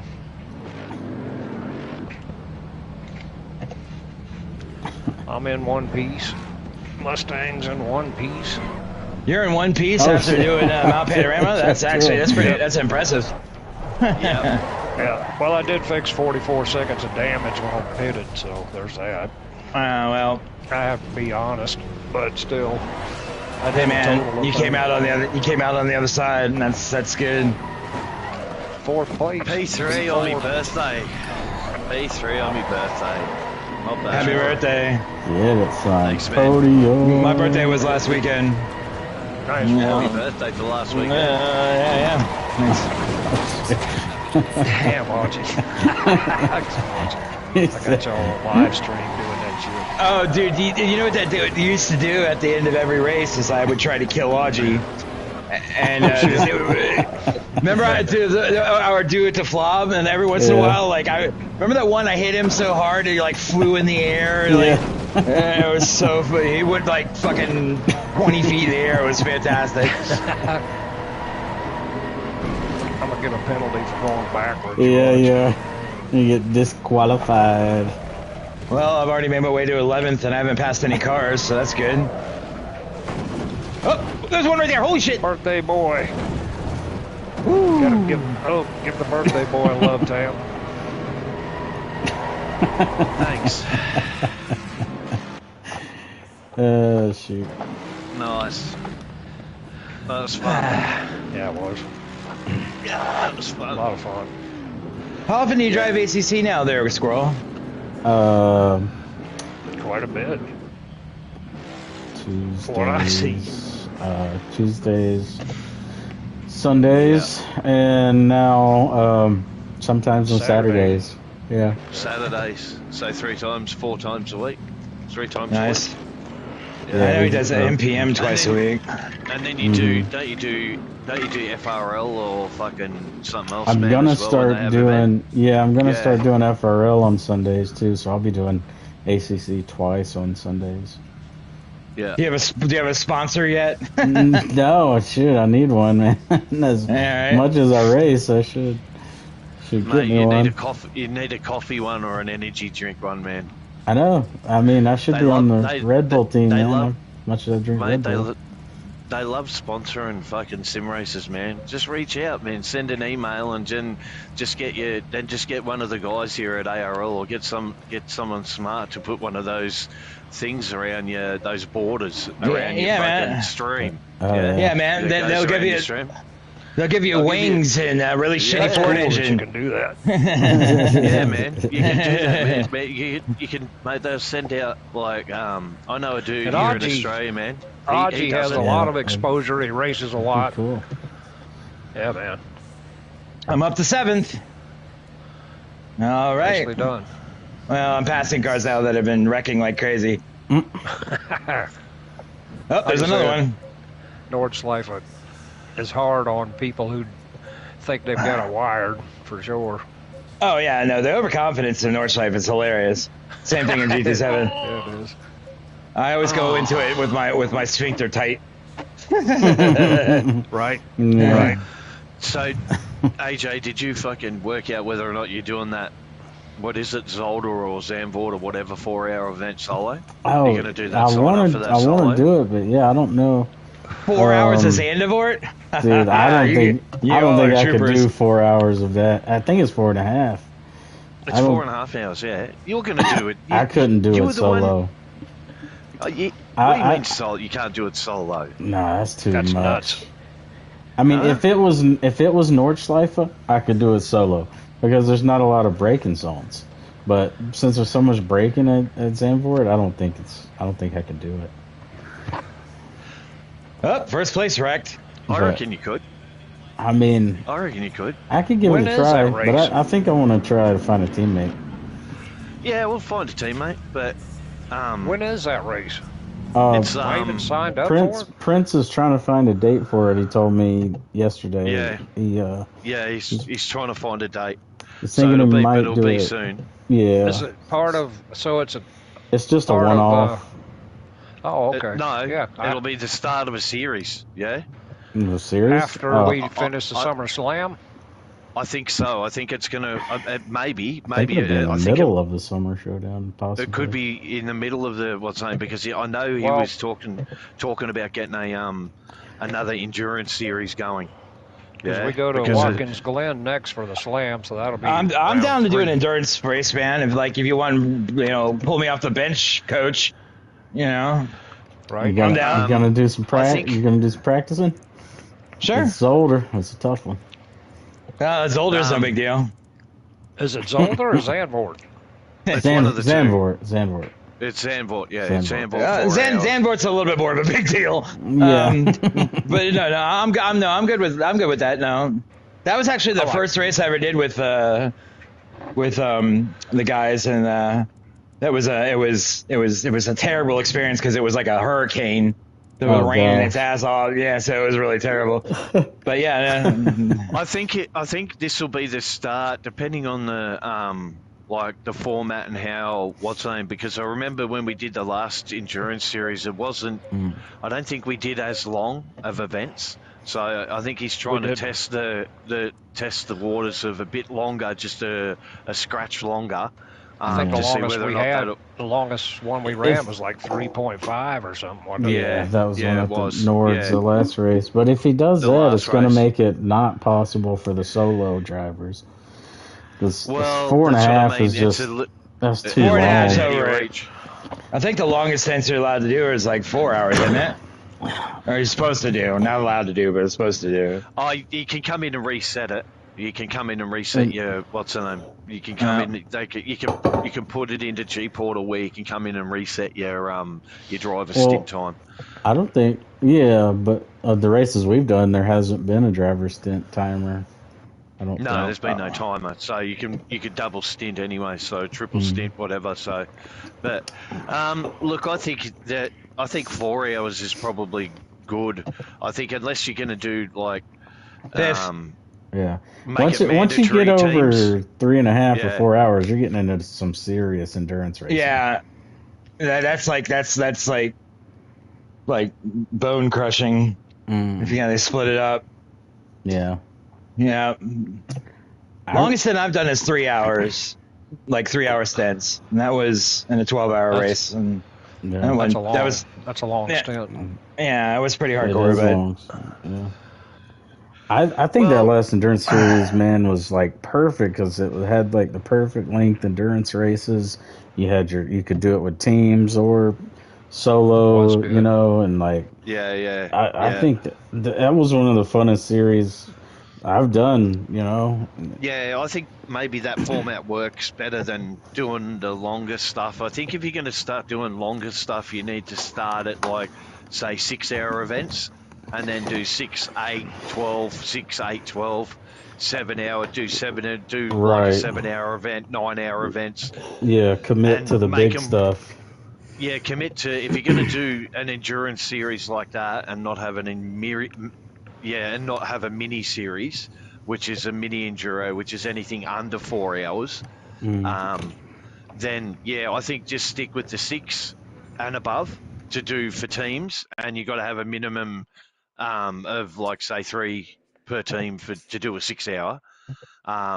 So you can just do 2 stints of fucking an hour each, basically, which works pretty well. That's how the split usually works. 7 hour events just gives you a little bit more challenge. Somebody either does a double stint, or you split it between 2 of you, do 2 half an hour or whatever. Then same with 8 hour. 8 hours just with minimum 3, and then you just split it.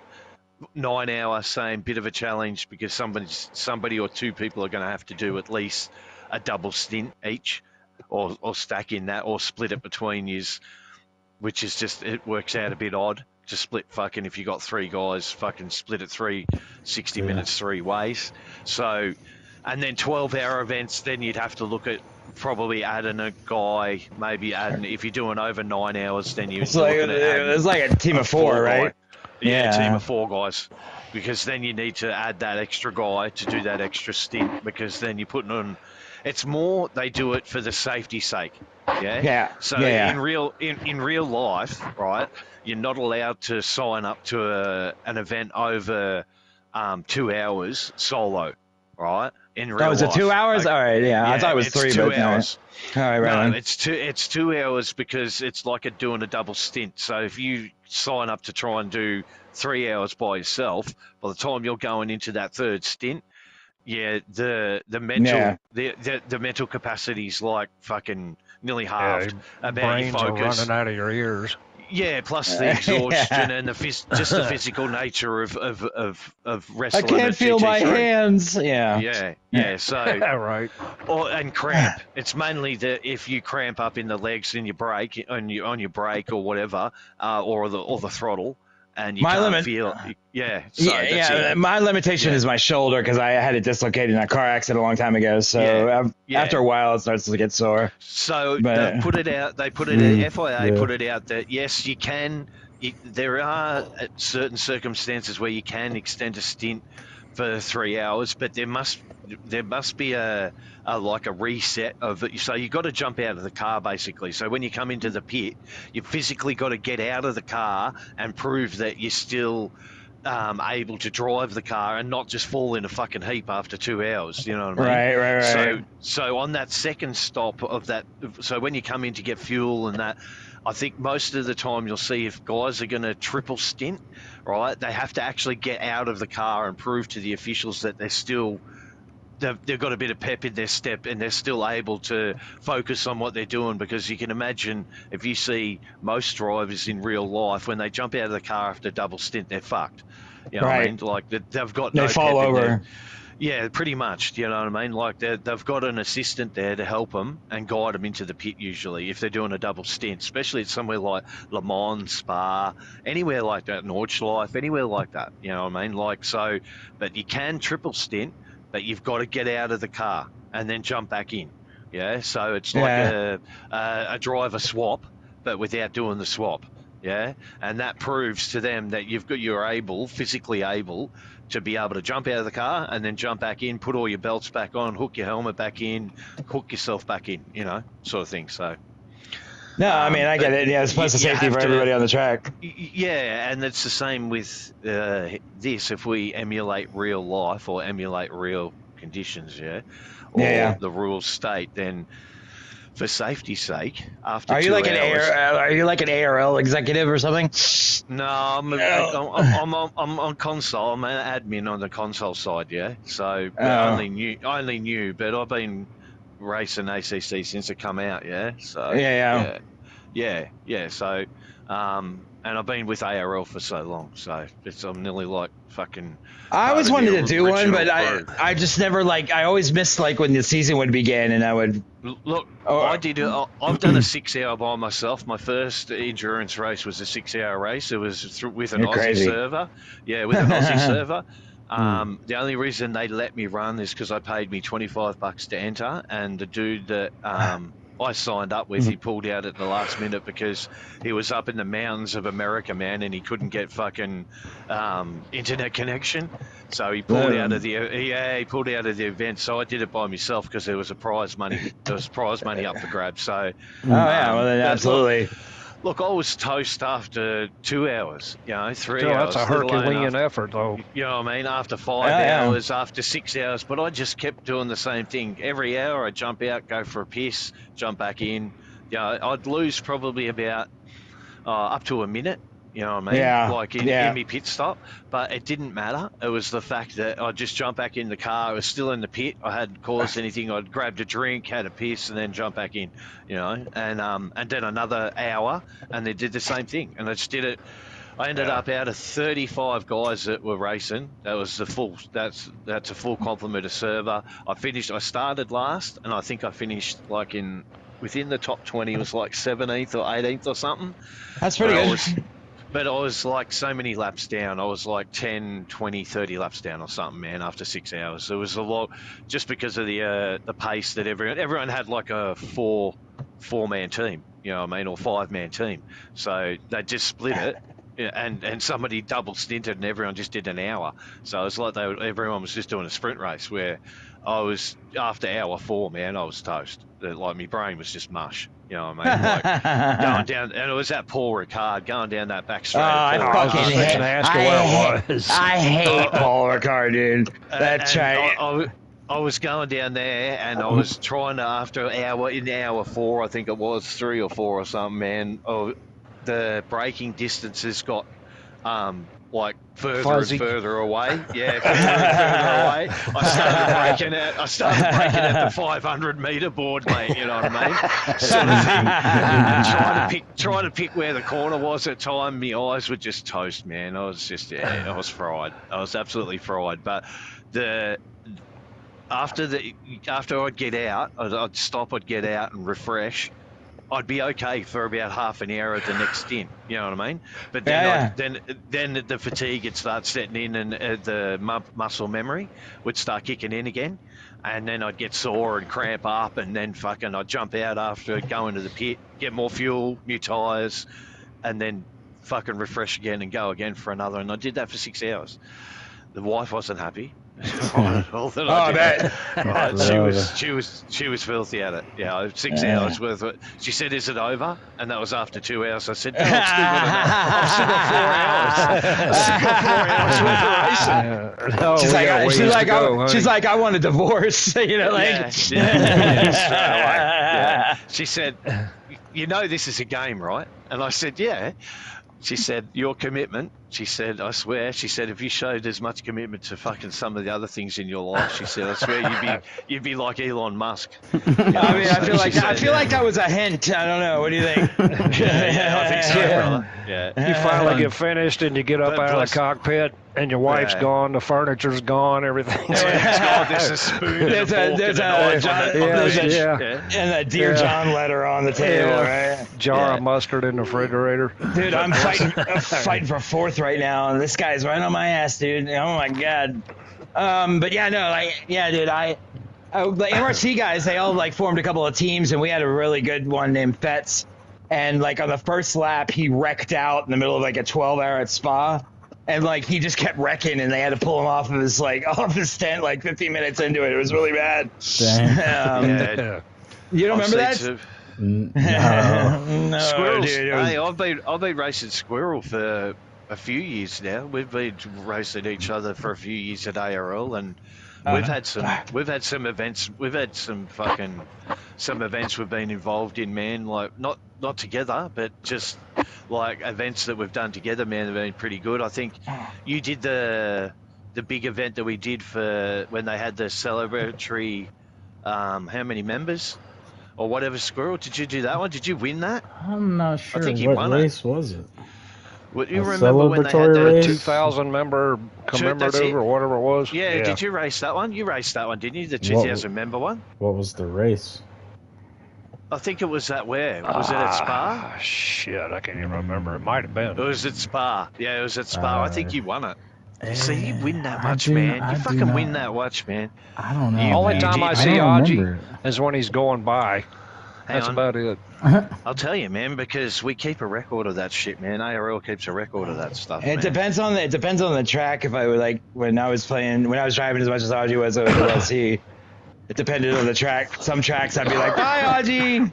Yeah. In other ones, I could smell like lobsters and squirrels vapor, but eventually something went out. But I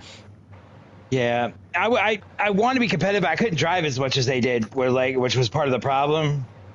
Yeah. It was like I wanted to drive more, but I think I was on tour at the time, wasn't I, Aji? I can't remember. That's kind of where I'm at. I don't get as much seat time as I'd like, but it'll come.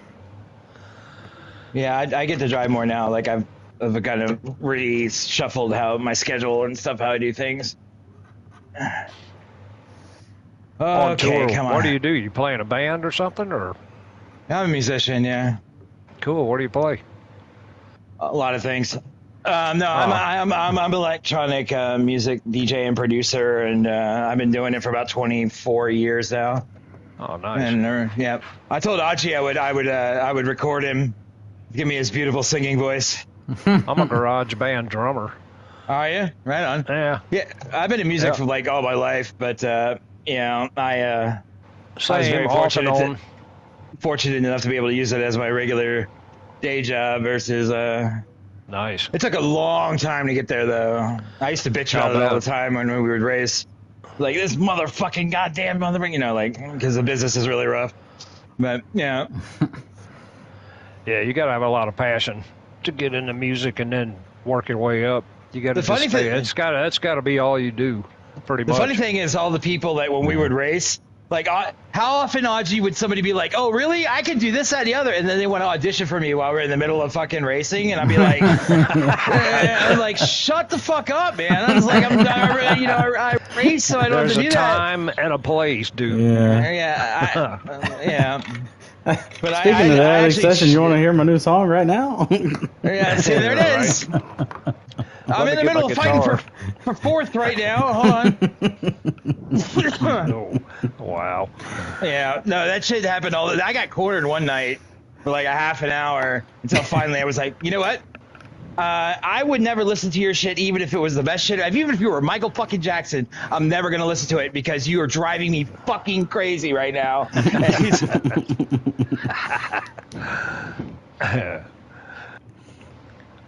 Oh, shit. Come on, man. No. Oh, you bastard. Come here. Die! All right, sorry. Was that too much? That was too much. I'm waiting, AJ, for Canaro to turn up in the Levers fucking channel, man. No, yeah. Oh, it's a sprint to the finish. Come on, baby, go! You should see the tickets on him, man. Fucking hell. No. Canaro. I mean, Yeah. dude, like, let's see. He's been doing this for a while, right? Yeah, I don't get it, man. See, yeah, and DMing guys and telling him that he's going to end them. The DMs was worse than the actual actions on track. I mean, he just got his panties in a wad and couldn't handle it. He's like, "Come on, man, you're better than that." Woohoo! That's what I thought. I thought that he was to talk to him. Like, yeah, I've talked to him before, man. Boom! So he's been around. That's what I was wondering. And you'd think guys that have been around like that would still have a different mindset.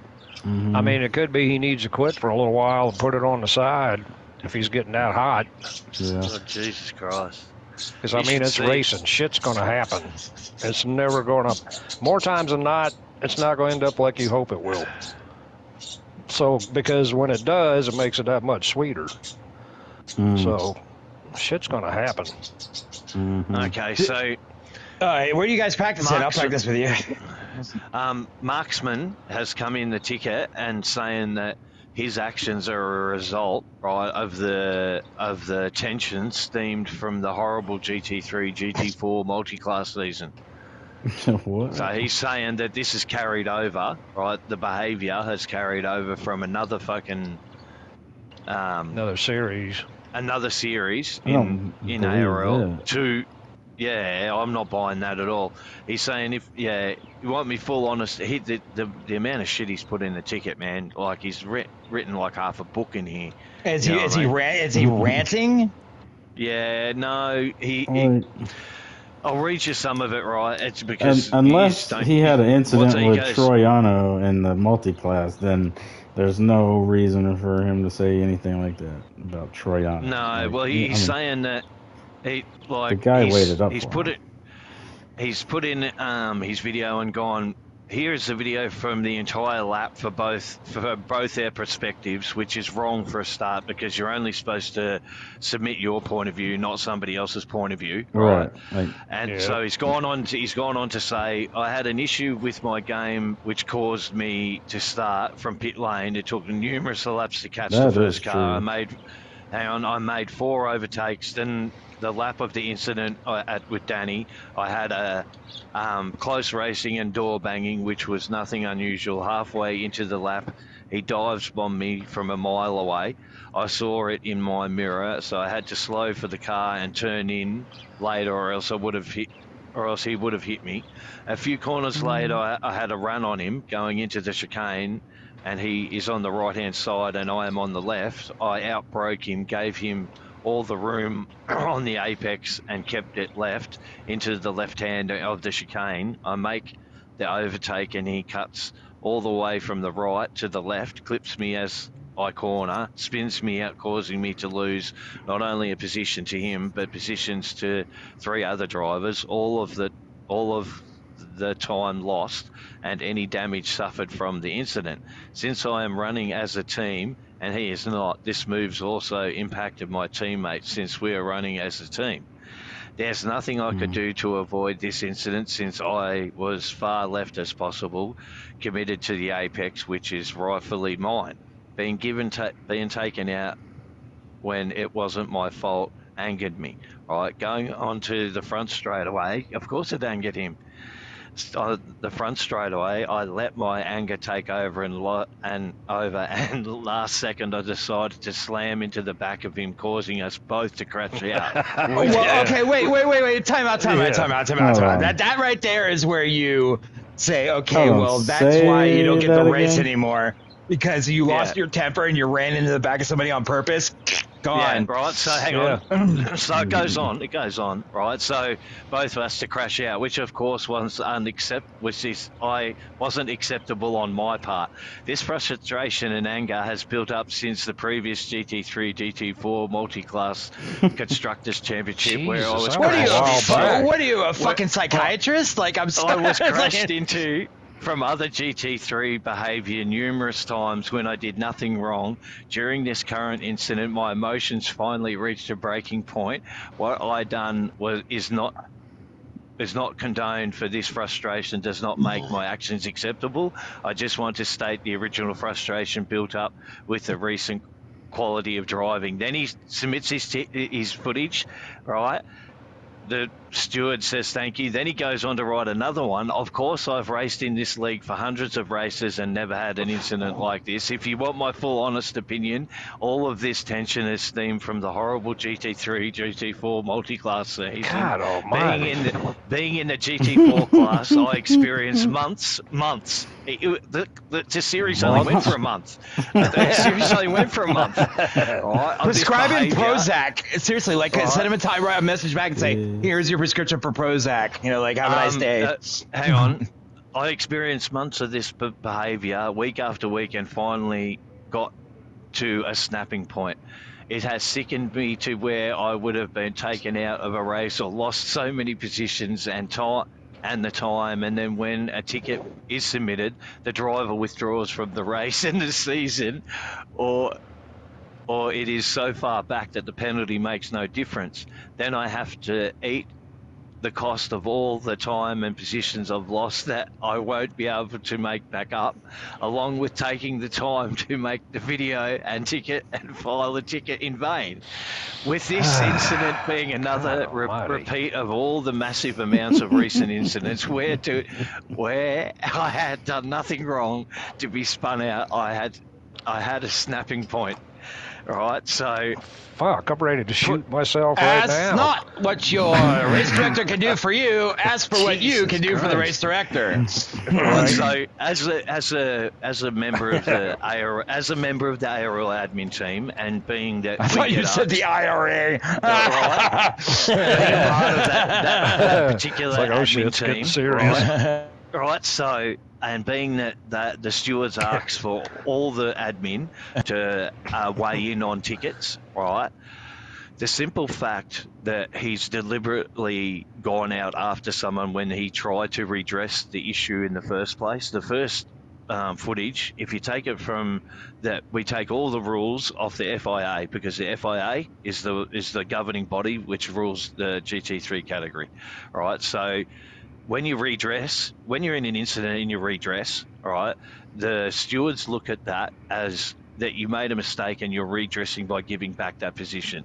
The penalty instantly becomes a lot less because you've instantly shown the stewards that you've accepted fault and that you're willing to give the position back and whatever time roughly, right, that was between you before the incident happened. Okay, so by going out after somebody after they've readdressed, right, that's one of the biggest mistakes you could do. All right, then to go on in the explanation of the ticket where it's strictly explained the ticket procedure and format, that's a brief description of what happened, not a fucking essay that you're going to hand in for your fucking for your results of your fucking uni test, right?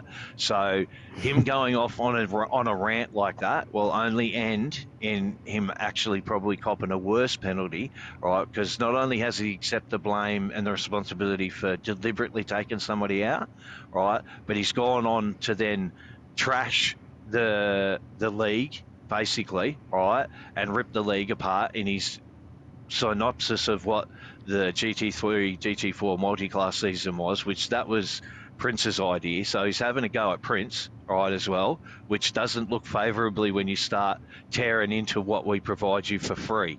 You're getting it for free, right? All the mind, right? So makes it a little bit fucking different, right? When if you're not a patron member, then really you have no fucking. If we give you an opportunity to comment, add advice, give us what ideas about what you want. If you've been a contributing member in the way of, and not even a patron member, right? You'll be listened to and you'll be fucking and taken note of, right? Especially if you turn up and cause no trouble, right? He hasn't raced hundreds of races with ARL for a start, right? So that's a lie. So we know that. He's only been at ARL this year, the start a bit after this year, so he hasn't done that many races. So it's Can I interject real quick? Can I interject real quick? Yeah. I mean, I like 15 minutes ago, I would have thrown the guy out.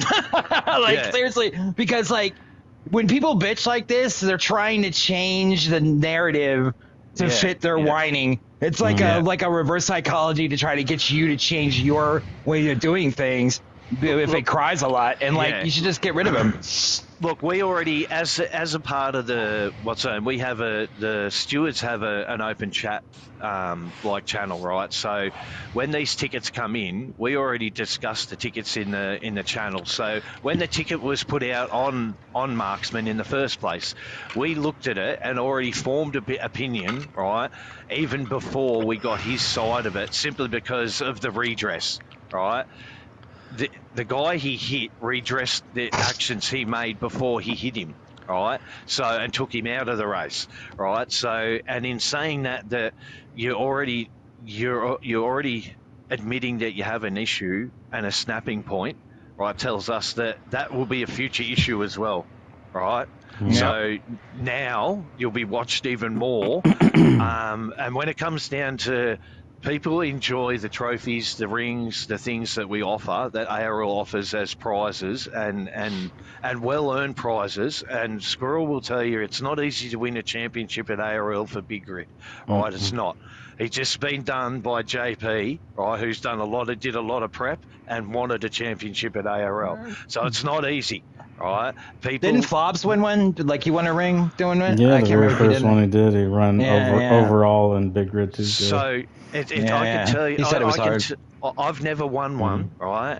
But I can tell you that I know it's very, very fucking difficult, and the amount of prep that JP done just to win the most recent one was a lot. He told me personally, I was DMing him, and he told me it's a lot. He did a lot of prep and a lot of work to win that championship the way he did. Audrey, are you practicing somewhere? Go ahead. Sorry. No. So to deliberately say that that this could possibly take somebody out in future, it'll be very, very difficult, especially when it comes to because it's the PC guys. They're the head guys of the league. So you've got Stewart, you've got George. George is retired now. Priest is retired, right? So, but he still has a big input into what happens in his league because he started the fucking thing. But he handed it over to Stewart, to Papa, right? So, but he has a different way that, what's the name? Papa will give you, he's a very nice fucking bloke, man, but there's a point where he goes, no. Yeah. And you can't change his mind at all. Yeah. I've had very vigorous arguments and backs and forth with fucking Stewart. Yeah, vigorous, very vigorous, man, about my stance on things, being that I'm a patron member and I've been with the league for many years, and even before I was admin, I was still being very loyal, not causing dramas, but still I'd get these crash kids crashing into you in the league, and there was no standard or no accountability for them. So a big part of the reason they started listening and Stewart took over was because there was a new, fresh way of looking at things, So, and plus George had family commitments that took him away from that, and he wanted to get back to driving. So, and making that transition from console to PC, he needed that time to be able to pick up PC, You know, yeah, console to PC is a big deal. It's a big so he's got a massive family. He's got a soccer team for a family, mate. You know what I mean? So That's the for dude's, sure. and the dude, you could definitely put him as the father of the year every year for the next until he dies. You know what I mean? Because he's such a nice guy. You know what I mean? Like, there's nothing I wouldn't do for that man. Like, personally, he's a really good dude. So, but there comes a point, you know what I mean, where you got to say, well, you've admitted that you've got a snapping point. What happens in 6 months when this happens again? That's the whole thing I'm getting out of it, because I watched the video. I saw it on Audrey's when he was doing the playback. Yeah. And he admitted, and then he just admitted doing it. But now he's saying he's going to do it again. No, but now that will get you kicked out quick as that's quick the as thing shit. Right there for me. That's where you make your decision. You know, it's just, the thing about it is that he's blamed. He hasn't. Sucks, he's taken on the blame of taking the dude out, right? But then he's gone and blamed it on the season, on a totally different series and season that we had. Yeah, that ended a month ago or whatever it was. That ended like weeks and weeks ago, and saying that's carrying a lot of baggage. Yeah, that's saying that there's hostilities that have been carried on from there into a brand new series. Well, that's not that's just bullshit. No one does that. That's not what. It was a rough series. I actually submitted my first 2 tickets in that series. First time since I've been racing. But after it's done, it's done. I don't even think about it anymore. You know, it's on to the next one. The main issue with multi-class, right, is that the patience, right? You have to be patient as a GT3 driver with GT4 drivers. You got to give them room, make sure that they know that you're coming, make sure that you plan your pass, right? If you're planning your passes a lap ahead, or when you get to them, you're planning 3-4 corners ahead where you're going to pass them, so you don't interfere with their race. That's the main thing, all right? Is if you don't interfere with their race and interfere with them and dive bomb them and leave them no room on exits and entries and try and outbrake them and shit like that, you've got to see it from their point of view, because it's a whole different mindset. The next race, they're in a GT3 and they're faster than you, so it's not their driving skill. Right, it's the fact they're in a less powerful car, right, in a different class of car. You've got to take that on board, because the same dude will jump out of their car and jump into a GT3 and then lap you after 5 laps, right? So don't take that just because they're in a 4 that the skill level's less, right? It's not. And that's what a lot of guys make the mistake, is they think that the skills level's less because they're in a GT4, where that's not the case at all, right? You need to give the same amount of room as you would as if you were racing a GT3, right? And you were being passed or you were making a pass. This is a non-contact I mean, to me, sport. that becomes pretty obvious, because there was a few of them that, like even Audrey, if I'm in a GT3 and I'm having to race hard to get past somebody in a GT4, right there, it tells me this guy's on a different level. I'll tell you it right don't take now, long. But multi-class racing, if the stewards see GT3s bullying or doing that kind of shit in real life, you'll cop a stop and go or a drive-through, right, straight away. Right, because it's not tolerated. Yeah, there needs to be the idea of it is to put the strategy in there and your passing ability to be able to make clean passes throughout traffic, right, as well as maintain racing with other GT3s. Can I just say something real quick? Like, when I did my first race with MRC, it was we were doing Monza, and there was this guy, the Scottish dude, and he was really like had a quick temper or whatever, but he was winning. And he came up on me, and there was a blue flag, and I went to get out of his way, but instead of him like trying to go around me, he was trying to catch my slipstream so he could come around me and rip around me on the final turn. So I go out to the left to give him the racing line. He comes over with me, and then he tries to cut the inside, thinking I'm going to stay wide. I cut it, and then I hit, and then he hit me. So we spin out. So he's so mad, but he was ahead by 20 seconds. He could have kept running the race. He put it in reverse and slammed into me and breaking both of our cars. And then MRC threw him out for it. And that's the exact same kind of thing that this guy is. The thing about it is everyone needs to understand, and this is what I say in drivers' briefings, right, and drivers' meetings, right, blue flags are advisory only. They're advisory to the slower car that a faster car's approaching. Right? They're not a flag for the slower car to get out of the way of the. That's not what the flag means, right? Anyone that thinks that it means that way, it means that is a fucking idiot and needs to be treated as such. Right? Well, just remember, it's different in Formula One than it is in GT3. That's the problem. It's the same. No, the same rule applies, right? Is that they take the same rule, but it's a little bit less in GT3. In Formula One, right, is a blue flag. You must concede the fucking spot and concede it pretty much within straight away, right? In GT3, in the FIA, which is governed by the same fucking body, right? Yep. It's within 3 corners. Right. So it's the same rule, but just enforced a little bit more in Formula One. Anyone that's coming from Formula One to GT3 ought to, for a start, know what kind of car they're racing and the rules that go with that. Right. That was a big problem I had. I came from Formula One, and that open wheel was my big thing. Yeah, so what you need to do is relearn the car that you're going to fall in love with, which is the GT3 racing, and enjoy it, right? So learn about it, yeah? It's not just about the rules, and the setup of the car. It's about knowing the complete package of what you're doing with it. Then you get a more complete package. When you watch the multi-class racing on fucking any one of the multitude of platforms, man, that provide it, right? You'll watch the faster guys in the faster cars, even if it's GT2 and GT4, right, that are racing together as multi-class, right? And there's no GT3s, right? You'll see them, and even as gentlemen drivers, the guys that probably aren't as fast as the GT4 drivers that are pros, right? You can see, right, even in that class of very basic, very rudimental racing where they're not fucking been behind the wheel for years and years and years. You know, these are gentlemen racers that have gone out and bought a fucking GT2, you know, a new KTM, you know, from KTM sort of thing, and they're racing it because it's a passion of theirs. So they enter into the class. You see the same racing moves with them as you do with us, all right? Because we're not experts, because we're not pros. Right, we're not doing it as a daily job, right? And even if we were, this would be putting us off. None of us would be on console. We'd all be on PC, because how you set a car up on console is nothing like how you'd set a car up in real life.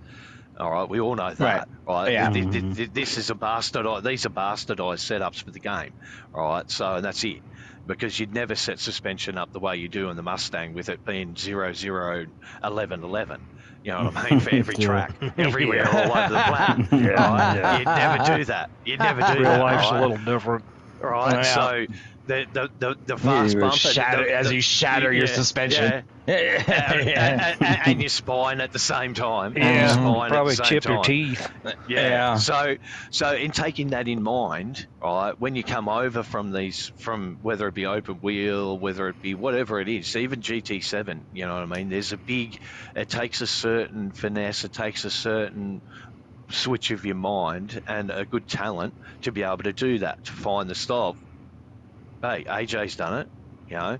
He knows how to do it, where he's competitive in GT7, and he'll say he's not, but he is, and then he's competitive in ACC. You know what I mean? I'm sure if he put his mind to doing like rally or fucking something else, drifting, anything else, he'd be able to do that too, because he has the unique talent of having the mechanical brain around it and what the car needs. You know what I mean? Give him the best setup and give him the best gear in the world. If you give him a brand new Fanatec with load cell pedals and a brand new Fanatec direct drive wheel and a curved screen and a really good rig, he'd be unbeatable. Right, because he'd be in that realm where he'd have all the tools at his fingertips, and he'd feel the car even better than what he does now. You know, so there's that type of guy. Marksman is that type of dude, but this is Marksman is the one that's bitching this much? Yeah, man. Yeah. But listen, Marksman is that. Look, I won't say a bad word. I won't say a bad word. I didn't say anything. I just started laughing. That's all I did. So he's a nice guy in the way of that. He really wants to help and be involved, and he really wants to. And look, he's good. He's fast. Knows. Yeah, he has a lot of help. He's got a lot of knowledge. You know, but he's not. Look, he knows stuff, but he only knows what he knows about certain cars. Because put him in outside the Lexus, right? Put him in a car that he doesn't know, right? And he struggles with it. Didn't he used to drive the Lambo a lot too, Audgie? I thought. I can't remember. No, I don't know. Was it just I think it was just might have been. No, he might have been. I think he said he tried a few different cars before he tried the fucking the Lexus and that. But he said he stumbled across the Lexus in his first fucking what's name. He talks to me a lot, man. I don't listen personally. I don't fucking like him, mate. You know what I mean? Guys, that's what the problem is. He grinds me. You know what I mean? I just don't like his attitude. Yeah, there's a few guys like that, but I'm not going to let him know that in the way that I respect that he's also quick and he's fast, and I could never beat him. You know what I mean? I can't beat him, and I've been racing over fucking 13 years now, sim racing over 13 years. You know, so and I can't beat him. I don't finish first or second or third or anywhere like that at ARL. You know, I haven't won a championship at ARL in the many years I've been there. You know, so I really enjoy the what's the name, the combative, the fights, the clean fights that I have with guys like Prince and guys like Mac and those sort of like those. I enjoy the fun bit out of it, you know. So that's where I get my enjoyment from. Where he gets his enjoyment from just beating the living piss out of guys, you know what I mean, on track, sort of thing, and then rubbing it in your face, saying that you need to do this, need to do that, and give you coaching advice. I love Bob. So look, this will affect his spot here at ARL, no doubt. They'll give him a chance, and I know ARL they will give him a chance at this, but he'll be watched now like a hawk. Like anytime that password goes up in a minute and a half. I saw. Yeah, I was watching. Yeah, dude. Like, I mean, honestly, like the people that I've been racing with, I actually did a lot of racing with this group called LRC until they shut it down. But I did like 7 seasons with them. And you come race with ARL, man. What the hell? I just forgot. Like I've been doing so much GT7 and like Willie and I are teammates and everything. So like and Willie does like. Are you even racing with Willie Dot? Yeah. I'm his number 2. I'm his butt ass. But in any event, I just you know, everybody I've that sets up a league like that. If somebody were to put a ticket in like that, I mean, I don't know, man. Like it's saying that you're gonna throw your elbows. Like that's not good. That could script a whole race. Well, look, if you're talking like I said before, if you guys put a lot of prep into series. Right, those trophies, those rings, those prizes up for offer, and what's name's up for offer, they actually mean something to guys. They actually do a lot of prep, and like I just said, the last champion, I've been talking to him because I'm with him. I'm with him in another league as well that he's the admin of. I've been talking to him. Marksman's the admin of the league? No. Who? JP, who just last finished. JP is admin of ACL. A set of Corsa leagues. He's over there with the Euro guys. He's been over there.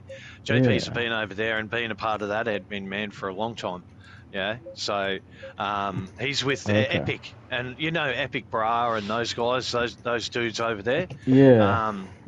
Yeah, well, JP's hooked in with them guys. Has been with them guys for a long time, man. Yeah, and been a part of their league. Whether he's, I think, he's been like advisory, admin, that kind of thing to him, like, and been mates with him for a long time, man. Mm-hmm. So, but yeah, he tells me that unlike any other series or any other season that he's competed with at ARL, the last one that he's just won, he's put the most amount of work in.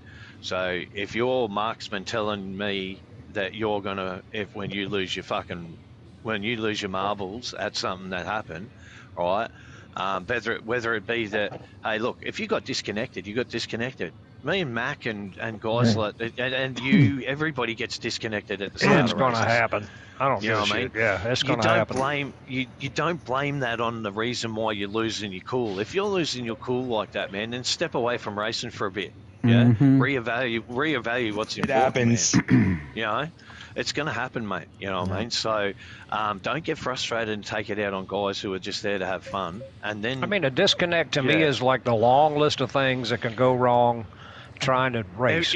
I took it out on a router. Yeah. Does that count? Yeah. I absolutely destroyed a router one time. That's all right.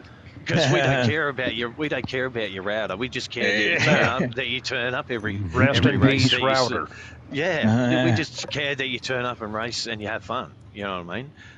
That's all we really care about. Is that when you set up a league, you're setting it up to provide a place for a whole heap of guys like yourself. Well, it's a community to enjoy a passion that we all share, right? And some fair competition. Race fair, race fair, race hard, go hard. You know what I mean? And if you do rub panels and you know one another and you trust one another, like you and AJ do, and we do, and we trust one another, like me and Mac going side by side through the Caltex chase into. You don't. I got to tell you, that was a first for me. You don't race someone like that unless you trust the person that you're side by side with going into a sketchy corner on a track somewhere like that. Yeah, flat out. You know, so, and even with the skill level that we're both at, you know what I mean. It doesn't matter. You just to trust the dude that you're racing, that he's not going to fucking just completely take you out. You know what I mean? So yeah, because you got light years of experience on me. You're now not going to trust fucking marksman when you're near him, just in case you don't know what kind of mood he's in. Yeah. Right. Right. Yeah. So have you taken your Olestra today? Yeah. Have you taken your Zantac, man? Yeah, right. Can you show me the empty satchel of where the days of, like, tell me that you took Tuesday's one, man. Just show me the blister. I need a video of you putting the pill in your mouth and then swallowing it and opening your mouth. Yeah. No AI. Yes. Yeah. Point something else out too that. Okay, talk about all the prep that guys put in to win championships. The guys like me, I put in the prep that I can. I never go in blind, right? And even if I finished 10th, that was the best I could do on that day. But you start to know people, and knowing what we know now about Mark, I mean, I'll just make sure to give him a wide berth. Because I've actually sometimes it's hard to, though, man, because some of these tracks are fucking narrow as shit. They are. I mean, it's hard. Yeah, it's hard. But I've seen him go off on his own. Yeah. And you can see the frustration by the way the car's acting. You don't even have to hear him, and then he'll just bolt right out in front of everybody, and just his rejoins are chaotic at best. And I don't, I'm not picking on him. Oh, gosh. I've had some rejoins that were less than perfect, that's for sure. Yeah, but that's hard to do as well. That's different, man. Like we had a good indication at the fucking Shooting Stars where he lost the fucking plot at the different leagues, fucking admin and that, right, about an incident that he caused with a bad rejoin. Right? I thought that was going to get out of hand even more. Well, I thought that one, he made the whole team look like shit, right? Because he started going on and having an argument with the admin, one of the head admins. What are we naming? Chicken pox, man. Yeah, from the UK. From I saw that and I was like, man, we don't need to be. Was that the ARL versus RCUK thing? Yeah, that's the interleague series. Interleague battle. Yeah, where we had two other leagues. There was 3 leagues, man. We were invited to do that event, right? Prince got invited. He handpicked the guys, thinking that, okay, we need fast guys, we need guys that are going to turn up and show up. For a start, he didn't get that because I think the maximum we got was 9, right? And we were always a couple short. Then 2 races in, we go to Imola, right? Marksman has a shit round, right? For a start, he was already pissing and moaning about how he wasn't as fast as what he thought he would be fucking against these other guys that were clearly faster than us. We had to really battle to get P3 in that championship out of 4 fucking leagues, man. And it was only because I was way over my head. Let's go. I did it for the experience. I got so upset, man, and so frustrated at the fact that so determined that we weren't, the ARL wasn't going to finish on the last spot, man. That I raced my guts out, man, prepped my ass off for that last race to make sure that we were so close to the guys in P3 that if we all did pull it out. And we pulled it out, man. I was so proud of the team for doing it, man. And nice. But the thing was, is that Marksman went off at the fucking one of the admin of fucking Ruck, right, about something that he caused, right?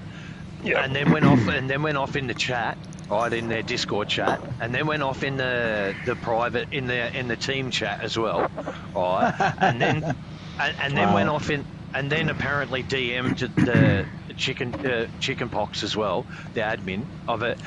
The thing that pissed me off the most is, one, he brought a bad name to like a bad type of what's name to us, right? And two, it was a charity event, you fucking dickhead, right? It was for charity, yeah. So just suck it up, man. And we should have been honoured to being picked and race in an event that was broadcasted, that had fucking prize money for it. Fuck, man, you know what I mean? That had the prestige, of it. That it'll be an ongoing it's a big thing. Deal. You know, it's a fucking big deal, man, for ARL to get involved. Shit, we in raised these events, almost $900. That's right. Charity. That's really? right. So Just, I mean, just on our own. And for him to, we had an insight then, Mac, on what he would like, and we knew him from Kodiak and shit as well, man, where he was there and fucking pissed and moaned about shit at Kodiak as well, right? But the main thing about him is that now that he's done it here at ARL, and I warned him, right? He was at Kodiak and he was talking to me. I said, when I give you invites to these big leagues, because I send him invites to FRL and ARL and ACL and those big leagues, because I said to him, you need the competition, mate. You're not going to find it in a boutique league like that only has like 20 guys or less than 20 guys race each week and once a week. You're not going to get your competition you need to grow unless you go to the big league. So, but just remember, if I'm inviting you to there and you're dropping my name, you make sure that you fucking behave yourself, yeah? Because I've got a good name in these leagues, yeah? And it's taken me many years to get that good name and well respected, you know, that I'm not just some Aussie fucking loud, you know? And I'm respected. I might not be quick and fast, but I'm a really good defender. I race hard and I'm fair, you know? And I don't, but that's what's got me the respect. But you go in there and start doing this, and like I'm waiting for him to reach out, because he will. He always does, man. When he's got into this situation at ACL, and they warned him, because over there they said he didn't follow the you touch your weight rule. I think I've told you about that, AJ, that you touch your weight. Yeah, over at ACL. That's actually a really good rule. I like that. You touch your weight. So, you touch your weight. Right? So it's like you spin a guy, you got to wait for him to get back on track. You got to wait for him to redress it. If you don't wait, right, you don't even get a warning there, right? If you don't, they put it up in fucking big bold letters when you sign up on their Discord, right?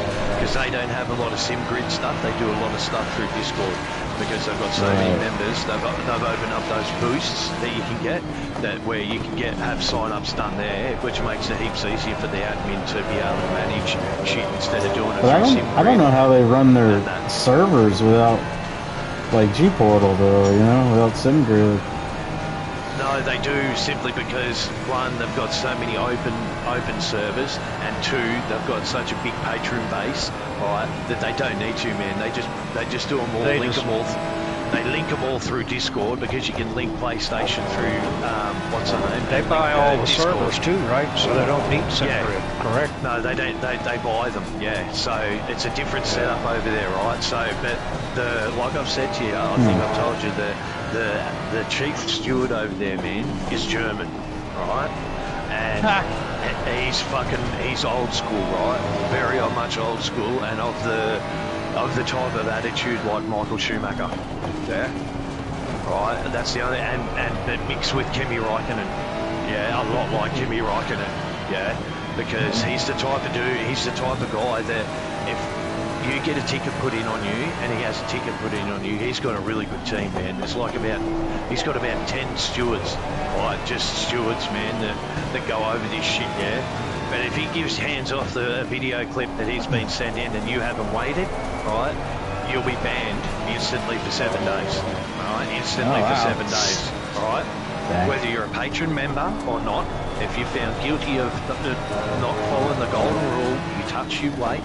All right, then you'll be banned. If you come back when you're welcome back, and you come back and you do it again, you're done. You know what? That's actually like a really good way to get people to like stop wrecking and shit like that. You know, because mate, it has completely stopped. It has completely stopped any kind of behaviour going on like that. They've got over 10,000 members at ACL. 10,000. 10,000? Jesus. 10,000 members, man. 10K they've got.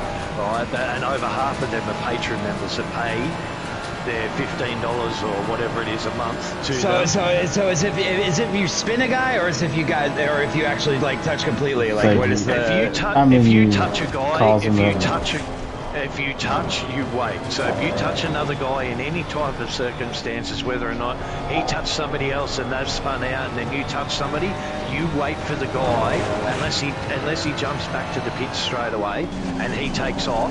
Then you wait for him. You don't go, what's the name? So if you spin a guy out, you'll wait for the guy who spun out. You touch another guy and what's the name and gain the position, you've got to wait for him, readdress it, and give him back the spot straight away. If you don't do it straight away, you'll get a 7-day ban. Come back, do it again, you're done.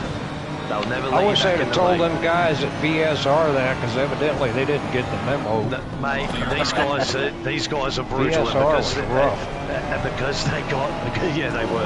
But because they got 10,000 members, right, they don't give a fucking rat's ass about your little bullshit, about your bullshit, no, right? They have one of the biggest leagues, right? They are the biggest console league on the planet, without a doubt, right? So, and they earn a lot of money, right, each month. You can imagine if there's 5,000 guys all kicking in €15 each month. That's a lot of coin going into it. That's more than what they need for. That's more than what they need for servers, right?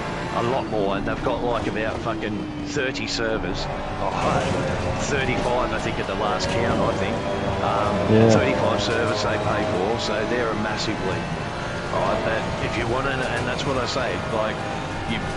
If you want to pinch stuff, you pinch stuff from the big leagues, right? So you pinch ideas and you pinch stuff from the big league. No, that's a really good one, actually. I like it a lot.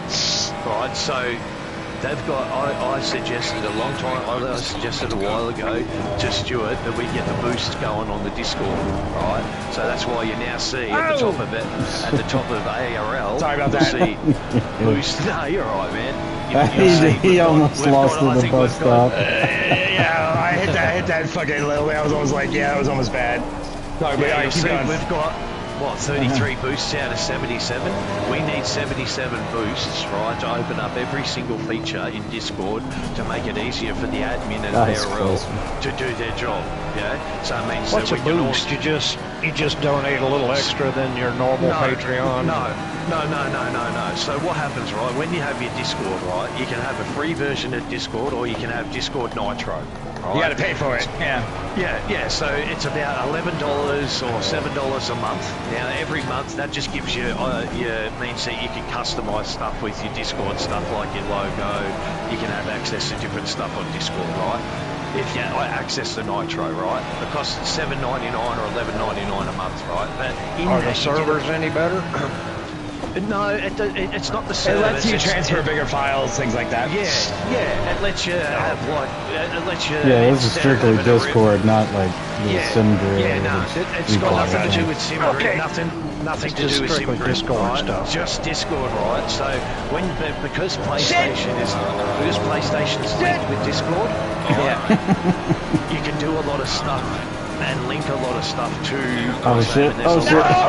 There's a lot of hidden apps in Discord that, like the ME apps and stuff like that do time conversions, that do stuff like pull results from PlayStation from races and post them up in the actual Discord instead of you having to go see your results at SimGrid. They'll actually pull out the results that's SimGrid results, right? But because I would it's love linked to have analytics. So, yeah, like, they do all for that my as race. Well. I'd love to have to see what I look like and what I need to work on, which is pretty much everything.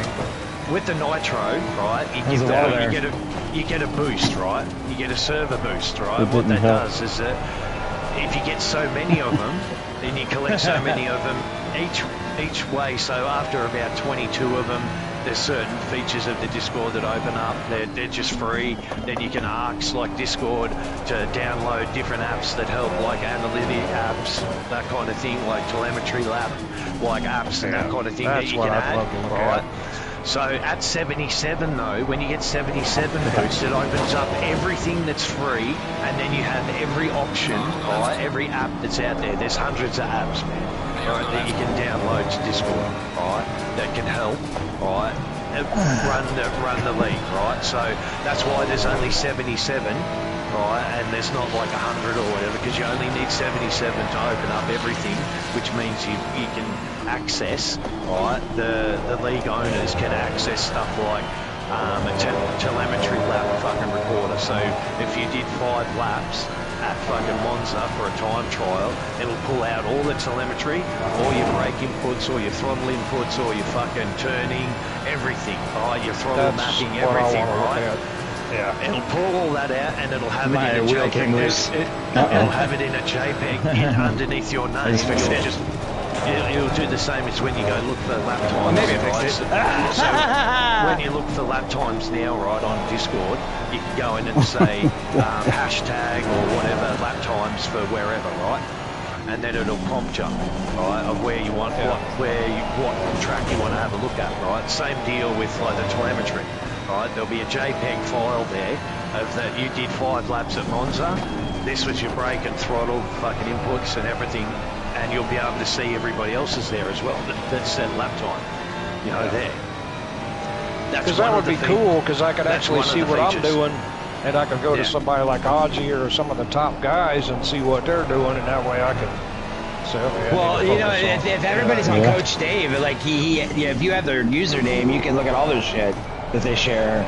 You know, Coach Dave is pretty cheap.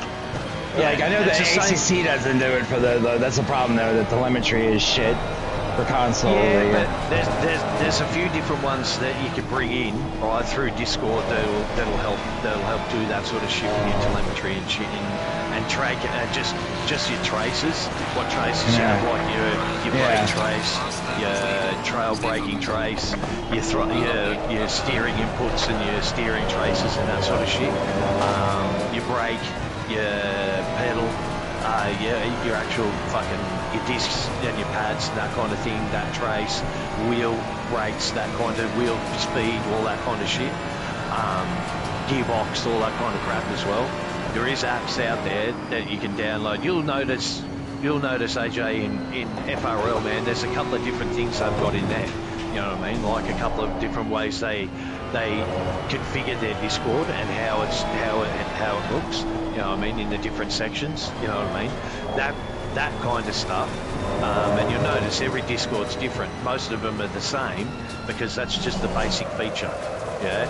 Once you open up different stuff and you get more boosts, then it opens up more stuff for free, and you get access as the owner of it to be able to download more apps to help your community not only communicate but helps them in the specific game that you deal with. So if we were a GTA community, then it would help us with GTA, right? It'd give us more features to help us with that, like cheat codes, shit like that, you know what I mean? Different fucking hacks, everything else, right? But because we're in the ACC community, it'll give us stuff like what we need, which is being able to look at lap times, being able to look at telemetry, be able to look at... There's a fuel calculator on Discord as well. There's an app. I use a fuel calculator for ACC on my phone.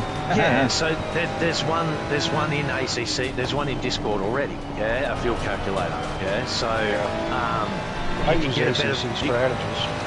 Yeah, so you can get a better version. You can get a better version of that on Discord. I use the SimGrid fuel calculator sometimes.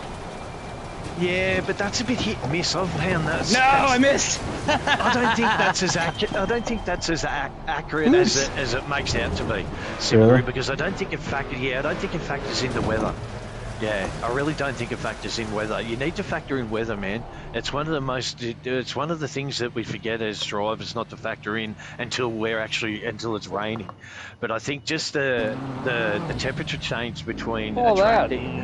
that What you you taught me start off about with, watching, yeah, the wind if it's blowing, yeah, what direction, how it affects the yeah. car, that kind of Look, shit. if you've got a 5 km/h wind going let's say down the main straight of Indy, right?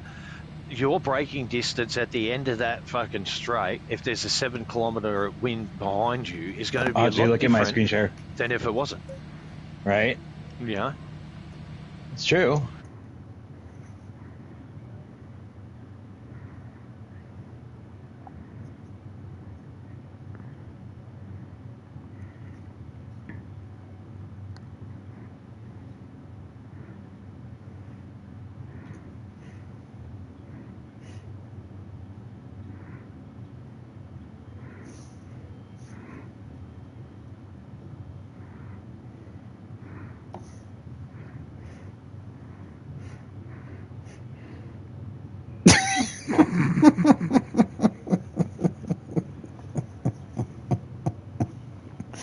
That was great. You should screenshot that. Yeah, you guys look at my screen share real quick. I'll show you what happened at the end of the race. It's actually, this is what we used to be like when we drive a lot together.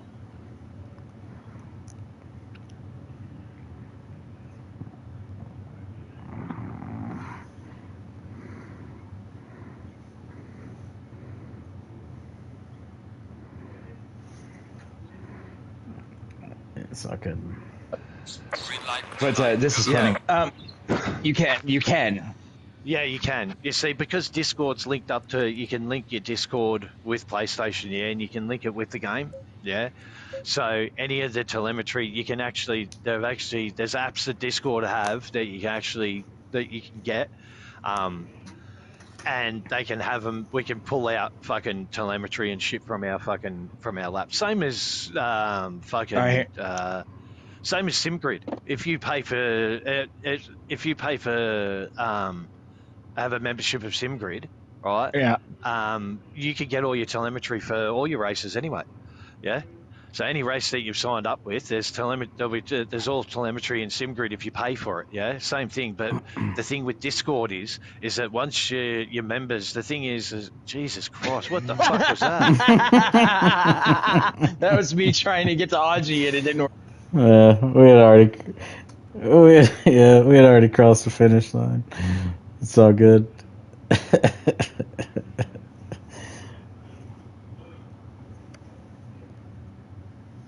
Okay. Holy cow, you can't even save anymore.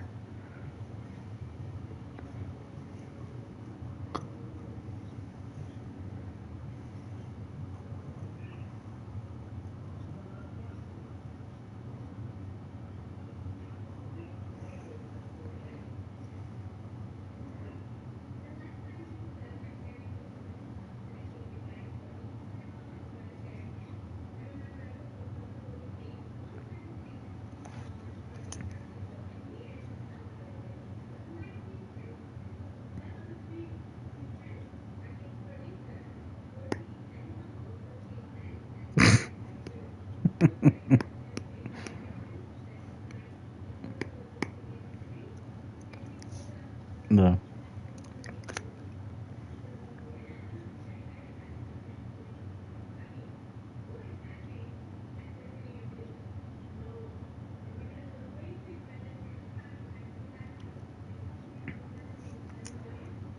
Yeah.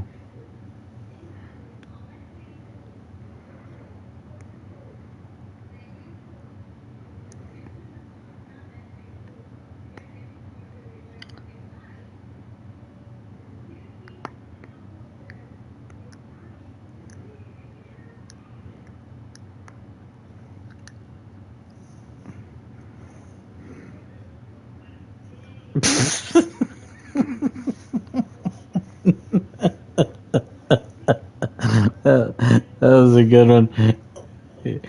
You murdered Flopster.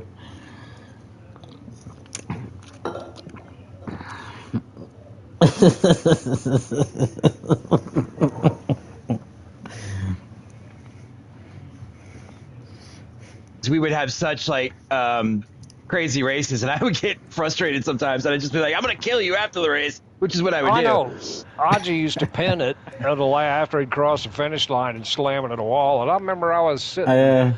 I'd finished my race and I was sitting down at the end of the straight, and I can't remember. It might have been Red Bull Ring or somewhere, but I remember I was just sitting there in the car, and all of a sudden You did? Oh shoot. Because I don't ever try to hit anybody, you know, because the league doesn't want me to.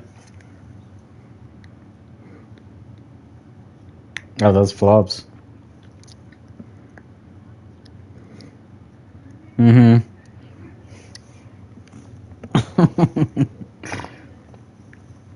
go into chase view or something. There you go.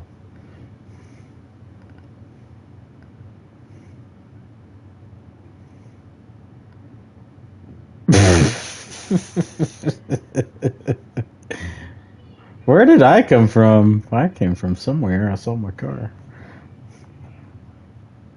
But no, I always wanted telemetry from ACC, but it doesn't put anything out on the console. So like, I've never used a share screen. It's pretty cool. Yeah, no, it's fun.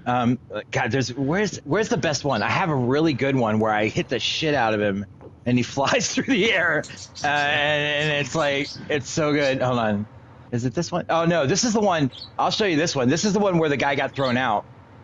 This is what he did. Let's see that. Yeah, this was the one that. Yeah. Okay, so hold on. I'd say he's got to get a better fucking internet connection. Right, if that's his issue, then he needs to get either a better router or a better internet connection. Because there's nothing. It's wet too. This wasn't it. This wasn't it. Yeah. No. Yeah, a better internet connection is always important too. Like my biggest thing was I had an internet connection that was drop. If you have, like, I land mine only just recently, right? In the last, I don't know, 3.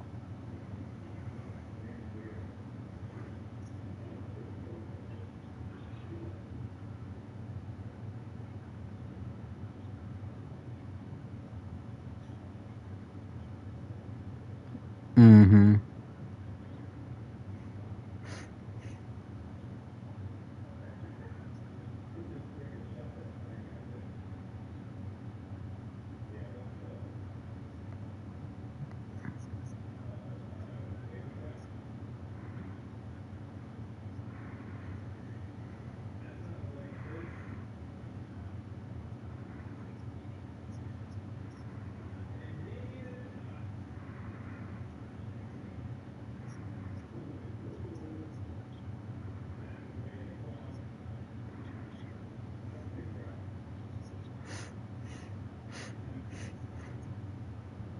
Who was that? I forgot him.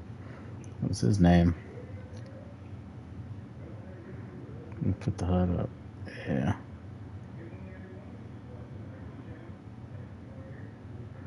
Is this in a MRC race? Where was this? Oh, your first one. Okay.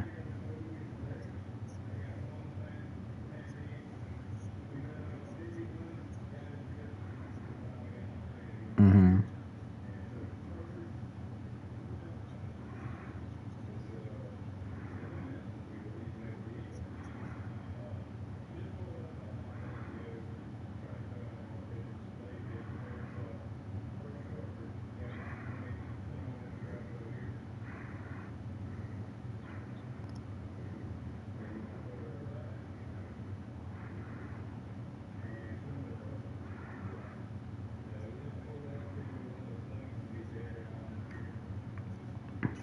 What the heck?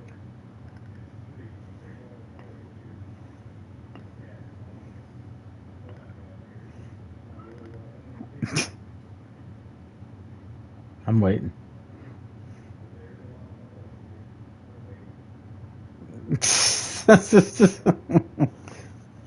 Dude, let's see that. We need to see that from your chase cam. So you can see him. Like, what the heck? Doesn't make any sense. Like, you weren't even in the way.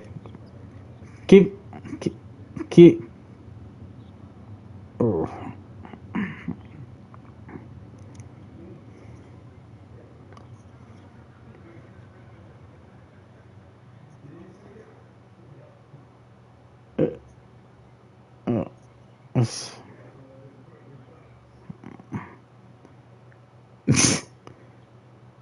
It's so dumb. Like, yeah.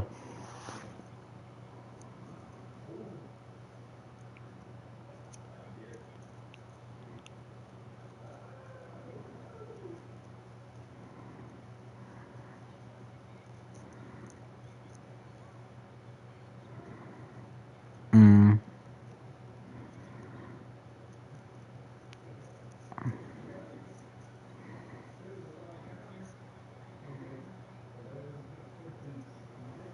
Mm.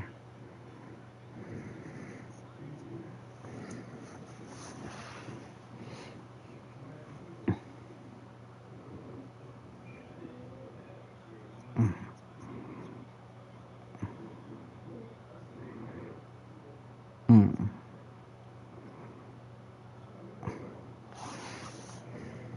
It's very, very bad. Deliberately. Yeah, that was That's deliberately, and that's ridiculous. bad.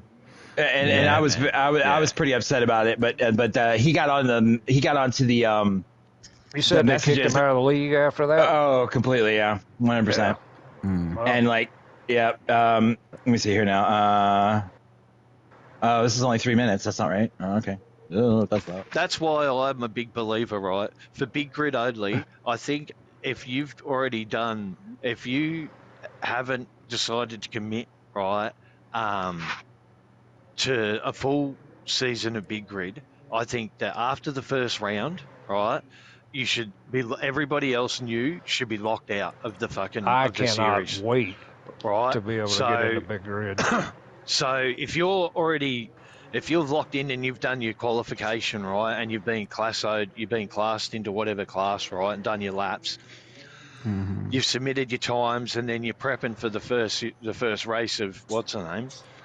I think after that first round, I think that we lock it out, that we completely lock the fucking series out to anyone new joining, or even thinking about joining as It's a a good one-off idea.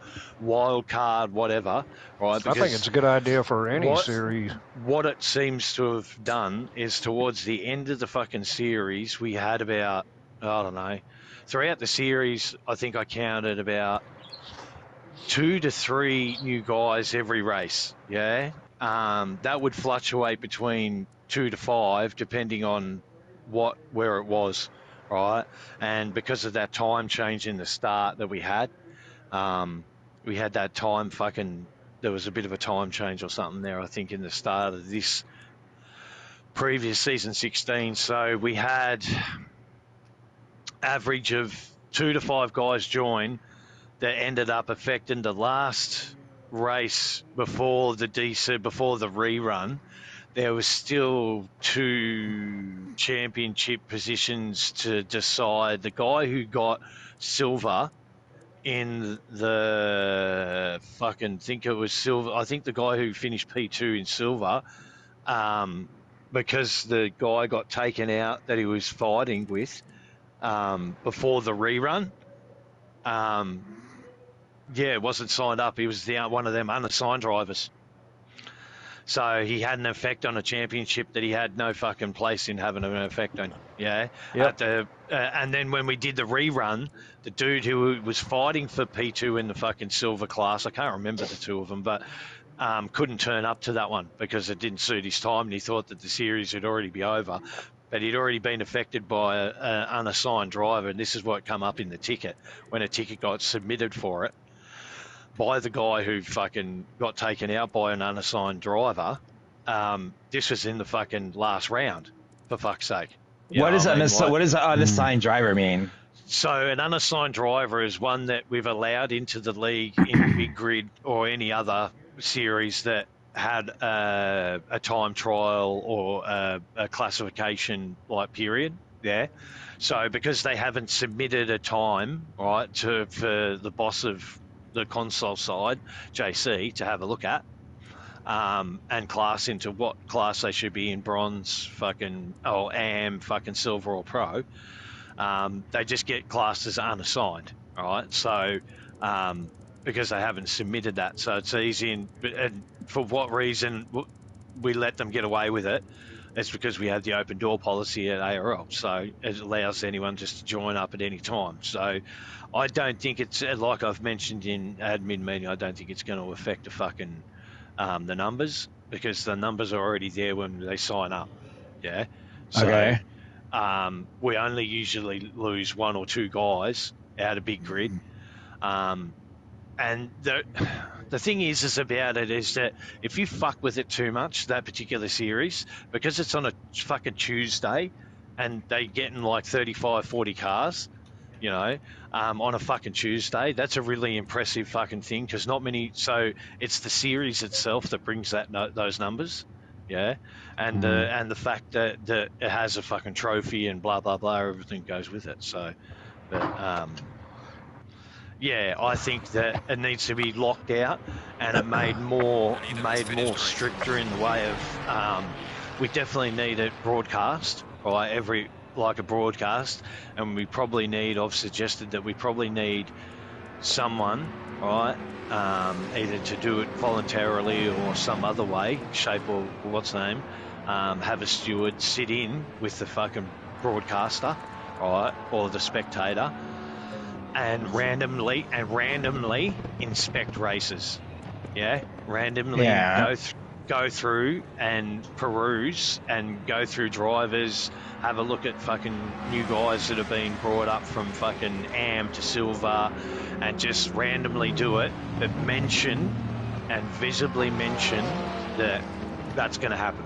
Yeah, that you're going to have a steward sit in on races randomly, to what's name, and they will have the power to be able to issue a ticket without you even fucking knowing about it until you're tagged in it 12 hours later, sort of thing.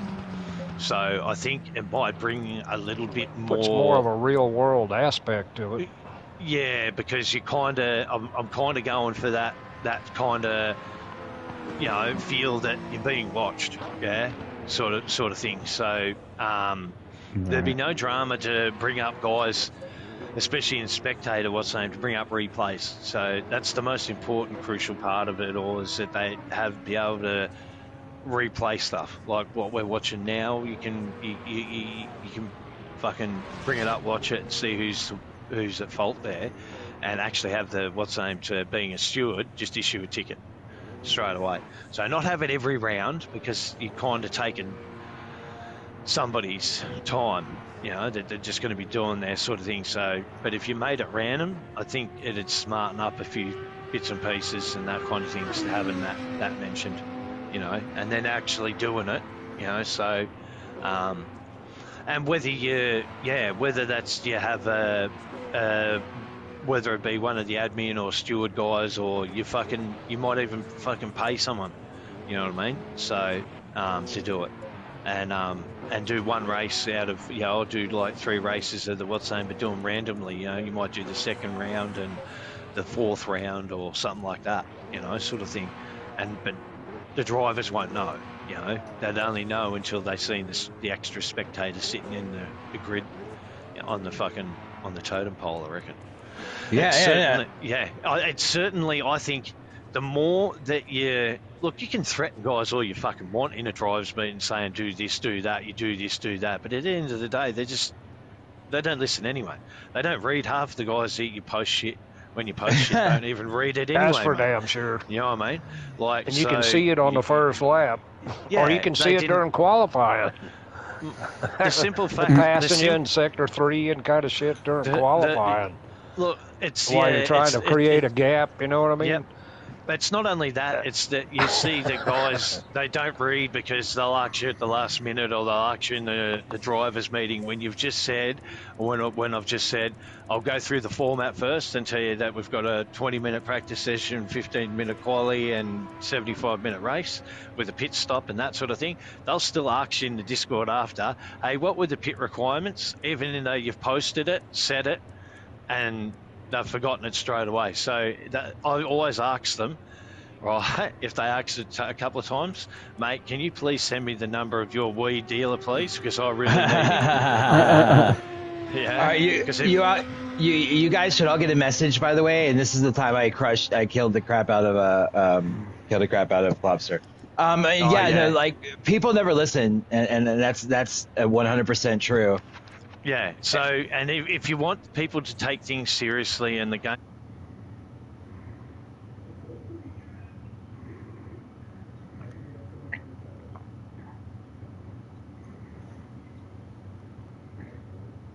you won, or trying to lead a race, or whatever, then you need to take it seriously from the get-go. So. And from the start. So, and you can have all the rules in the world, but they'll be broken at a snap of the fingers, like Marksman did, that, and probably has a trait of doing it that we don't know about. You know what I mean? Of losing his cool, whether it be on GT7 or whether it be on Formula One, and then he's come over to ACC. You know what I mean? Like, we don't know. We're all strangers until we get to know one another. You know what I mean? Yeah, I agree. So, and the only time you get to know one another is times like when we're talking to one another. You get to know, that fucking Bretto, he's a fuckwit, man. He really is. I've talked to him, man. He's a dickhead. Yeah. He's a fucking muppet. Yeah. He's just an Aussie muppet. Yeah. But then you talk. That's how you get to know one another. If you don't, but I'd never have Marksman in a chat because I don't want to be coached. Yeah. I want to be able to learn at my own pace, like we all do, and take it in and absorb it at my own pace. I don't need him telling me. At how the to end set of the a day, car. that's what has to happen anyway. You got to put the time in and learn. Yeah, so, and if you get help from guys that you know are reliable and that are fast, like, AJ, or you want to know about defence, so you ask someone like me because I'm a good defender, or, you ask what you need to know and you sponge it up like a sea sponge and you just implement it to your style, And it doesn't matter. He could give me all the settings in the world to set up a car, but it's not going to be the way that I drive it because I'm not the same as he is. I drive the car totally different. So don't give me advice, man. I appreciate it, but don't keep giving me advice thinking that you're Coach Dave. You don't drive in real life. You don't drive in real life. Yes, you've been a fucking pit crew on some car somewhere at some point in your life, but look, I could pay $1,000 and do that as well on a NASCAR crew. You know what I mean? If I wanted to experience what it's like to be on a pit crew, but at the end of the day, we're not professional. We're not Valentino Rossi's. Yeah. So Valentino Rossi's a motorcycle driver. I guess he's a GT3 driver now. But is he good? Rossi. He's decent. Yeah, is he good? Yeah. Mate, I would say I would put Valentino Rossi right on the list of one of the, if not one of the top drivers in the world on the planet, right? Just because I watched him race. What was it? 24-hour at Daytona. I watched MotoGP a lot, but I didn't know that. I didn't know he actually was good at GT3. Yeah, he is, because he's got that unique talent of being able to. He's a smart. See, you'll know from the days that he was racing with his Aussie engineers, Jeremy Burgess, and those days, right? When Valentino and there was a lot of interviews with Jeremy Burgess and that about how Valentino went about setting up the bike and how he was so successful and what made him so successful. What was it? Was it three different manufacturers or something like that? Yamaha, Honda, Yamaha and Ducati. And Ducati, that was but in the start, he raced for Aprilia. Yeah, he raced his very first ones were on Aprilias. And he was on a Honda too at one point, the CBR. Yes, he won championships for him, man. So he's won championships for each of them. Yeah. So his secret, right, is that, and it's not much of a secret, but his secret is that when he goes out and sets his practice laps on a bike, the bike's in a neutral state. All right. So in a neutral state, meaning it's not favoured front, rear. It's a very balanced bike, right? So it's just balanced, right? And they take that from what it was the year previous, right? That's the settings that go into it when he goes out in free practice. When he comes in, there might be, say, 5 issues with the bike, right? Instead of, he'll tell them all 5 issues, but only focuses on the first one. All right, so it might be that he's getting too much rebound in the front forks in the first turn, all right, which is not allowing him to tip in and corner. So they'll make the adjustments on the forks, send him back out. He'll ignore the rest of the 4 issues that are going on and just focus on the forks, all right, or the braking, or whatever the issue is, the first one. Once that issue's solved, he'll go back in. That issue's solved. He's happy with that. Let's work on the next issue. All right. So it might be the rear drive out of fucking this and this, out of this corner and this corner. They do the mapping, send him back out, 2 or 3 reps, confirm the change is good and it works, and bang. Before the end of the practice session 1, the bike's already in qualification fucking setup, because he's worked on it on each individual fucking thing at one at a time, and hasn't tried to solve the whole bike's issues, just one issue and then one issue at a time. And that's what his secret is that not a lot of guys can go out and work on one issue and ignore the other 4 issues that are wrong with the fucking thing they're driving or operating. I always thought of him as like the Senna of like motorcycle racing. Like, I mean, like do you remember watching him and when he was at Laguna Seca and he took the corkscrew and he almost wiped out completely? It was but he saved the bike, and that was also to make that pass. I was like, God damn, that's ballsy as fuck. The one he made on Jorge, the one he made on Lorenzo at the final turn of Barcelona, man. That was bananas. I thought he was going to die. Yeah, same. Same. That pass, that inside move that he made there, man. There was no. Lorenzo thought he had. Lorenzo thought he had him in like. Like he broke physics that day. He just broke. He broke him, man. He's broken a lot of like great champions, man, in his time, man. Like so. But the thing about Valentino is, and the reason why he can go from 2 wheels to 4 wheels and be successful, is that he has that unique ability, like same mindset, like RG. Has that a unique talent to be able to roll tide, find where the machine breaking point is, right? So find where the grip is and being able to work within that grip level. That's the key, to any motorsport, right? Is to be able to keep your grip level and stay within the grip level and not punish the tires underneath you. Once you go outside, especially in this game, let's just talk about this game where the tires don't recover and they don't have a recovery period, or you can push them to their limit, and if you do ease off, you can get them to save a bit, but they're not modelled like that, right? This model of these tyres is more like on the medium soft side than the medium hard side. Yeah, that's one thing I was actually surprised about this game, is that you didn't have multiple compounds. You just had to like figure it out as you were going, and like the most of the tire, all the tire compounds are the mediums, right? We have the medium compounds, right? And the slick is more of a medium soft than a medium hard. Yeah, that's why they'll only last, if you punish them, they'll only last tops, 30 minutes, 45 minutes tops before they're fucked. Yeah, if you really, really, really punish them, all right? So, and there's no coming back from after that. They're really gone. What is it? What can I ask you? What your typical breaks were? Like how long you were able to make breaks last? Like an hour and a half, something like that? Yeah. Look, on brake pad 1, they always recommended that you up to about an hour and a half is good, right? Before you'll feel that real fade. All right, with the 1, then you got to go to 2. Anything over, like say 75 minutes, I'd be using 2, just because 2 is a better compound, right?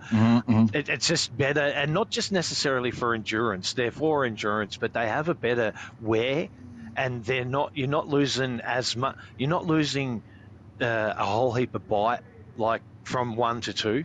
the bite factor and the bite of how ones react to the 2 pad is about the same. It's just the compounds a little different to make them last a little longer. You know what I mean? So, and you can adjust that by your brake bias as well. So putting a little bit more forward, right? So there's not so you're more focused with the 2 forward than you are when you got the brake pad 1. And depending on your trail braking and how hard of an application from 0 to 100% brake you're making that in. So if you're making that in a short period of time, then you're really chewing that fucking that pad material out. So that number 1 pad material will chew out quite quick if you're really braking hard. So smaller, tighter tracks, high downforce, that kind of thing, you're going to use the brake pad 1 up. So you got a 75-minute race, you're at the very limit of what brake pad 1 will do. Yeah.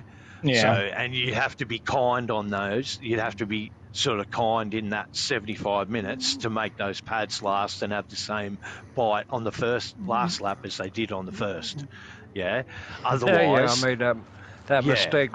That team series we ran, I was teamed up with Jackal, and I ran brake pad 1, and we were running a 2.5 hour. Yeah, that's not going to work. Yeah. Once I got to like close to the 2 hour mark, I was thinking, what the hell's wrong with my brakes? And the first question you'll ask me is, what pads are you running?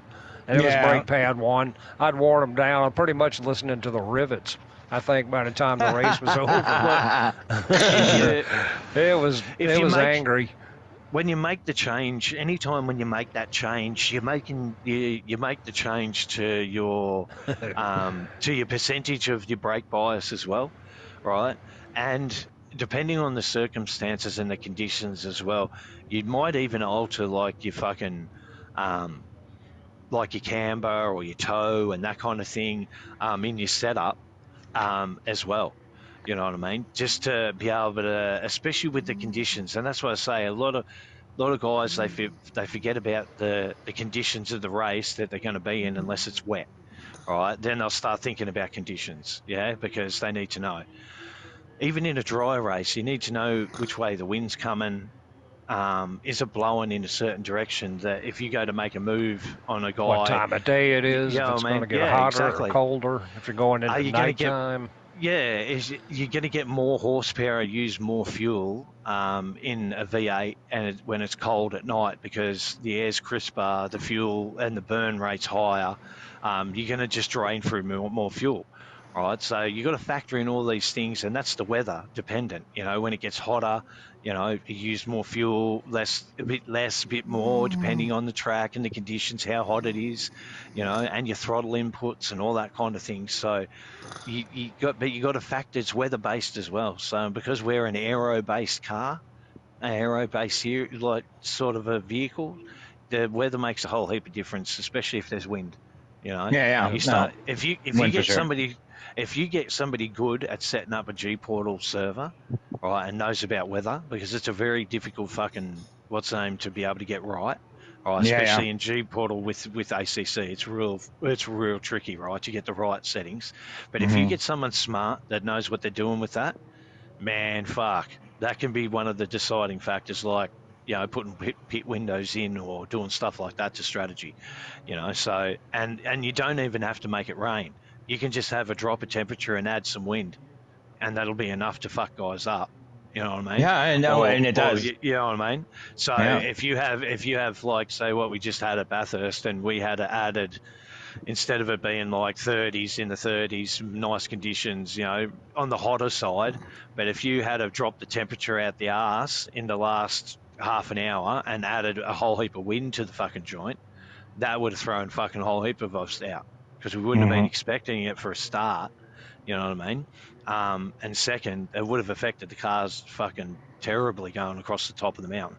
If there had been like a 10 kilometre or 7 kilometre or 8 kilometre wind going straight across the mountain, you know what I mean? We would have, and then drop the arse out of the temperature, you know what I mean? All of a sudden, from 30 back down to say 17, that will definitely affect fucking your car. You know what I mean? Yeah, well, especially like 30 to 17. Too. Yeah. So, and you can do that. You can do that. Do you guys do like replay videos and shit like that for your, do you like ever put out like, videos at all? Oh, I stream every race, man. Yeah, No, but I mean, Same here. yeah, like, okay, because like the reason I ask is because like I did music for like I've done music for a couple different like race communities or whatever, so they would even like for like their opening titles for their streaming and things like that, or for like the background for the replays. Oh, so, like, you should get in touch with RC UK, man. That dude's always looking for dudes like you, man, to fucking. He does the. I just do it in my free time because, like, I mean, I do music for like, I mean, I do it. Yeah, I'm just here. I'll show you. Full time. Yeah, that's what I do for. Yeah, I mean, I write music. I write all sorts of electronic music, and I do also hip hop and things like that. But like, I don't necessarily, Guys, I gotta get off of here. I gotta work tomorrow. So I'm gonna go celebrate. It's nice talking to you, Ozzy, Brett.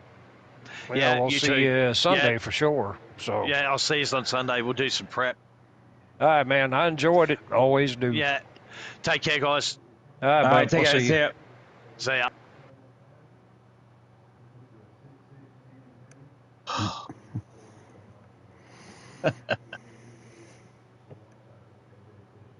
Dang. Is it just us? Yeah. And they okay, cool. Curry. Oh shit.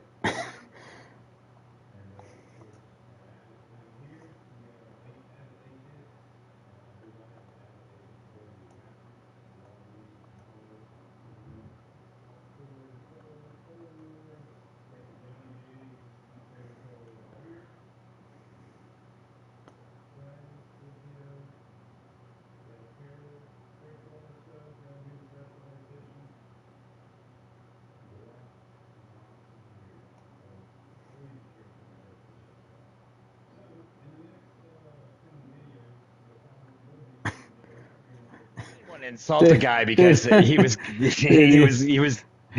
soon as you asked if it was just us in here, I accidentally hit the leave party button, and then you freaking left. I thought you were gonna start a different room, but whatever. No. But no, I didn't want to insult him or anything like that. But he went off for a while. I'm like, whoa. Oh man, that's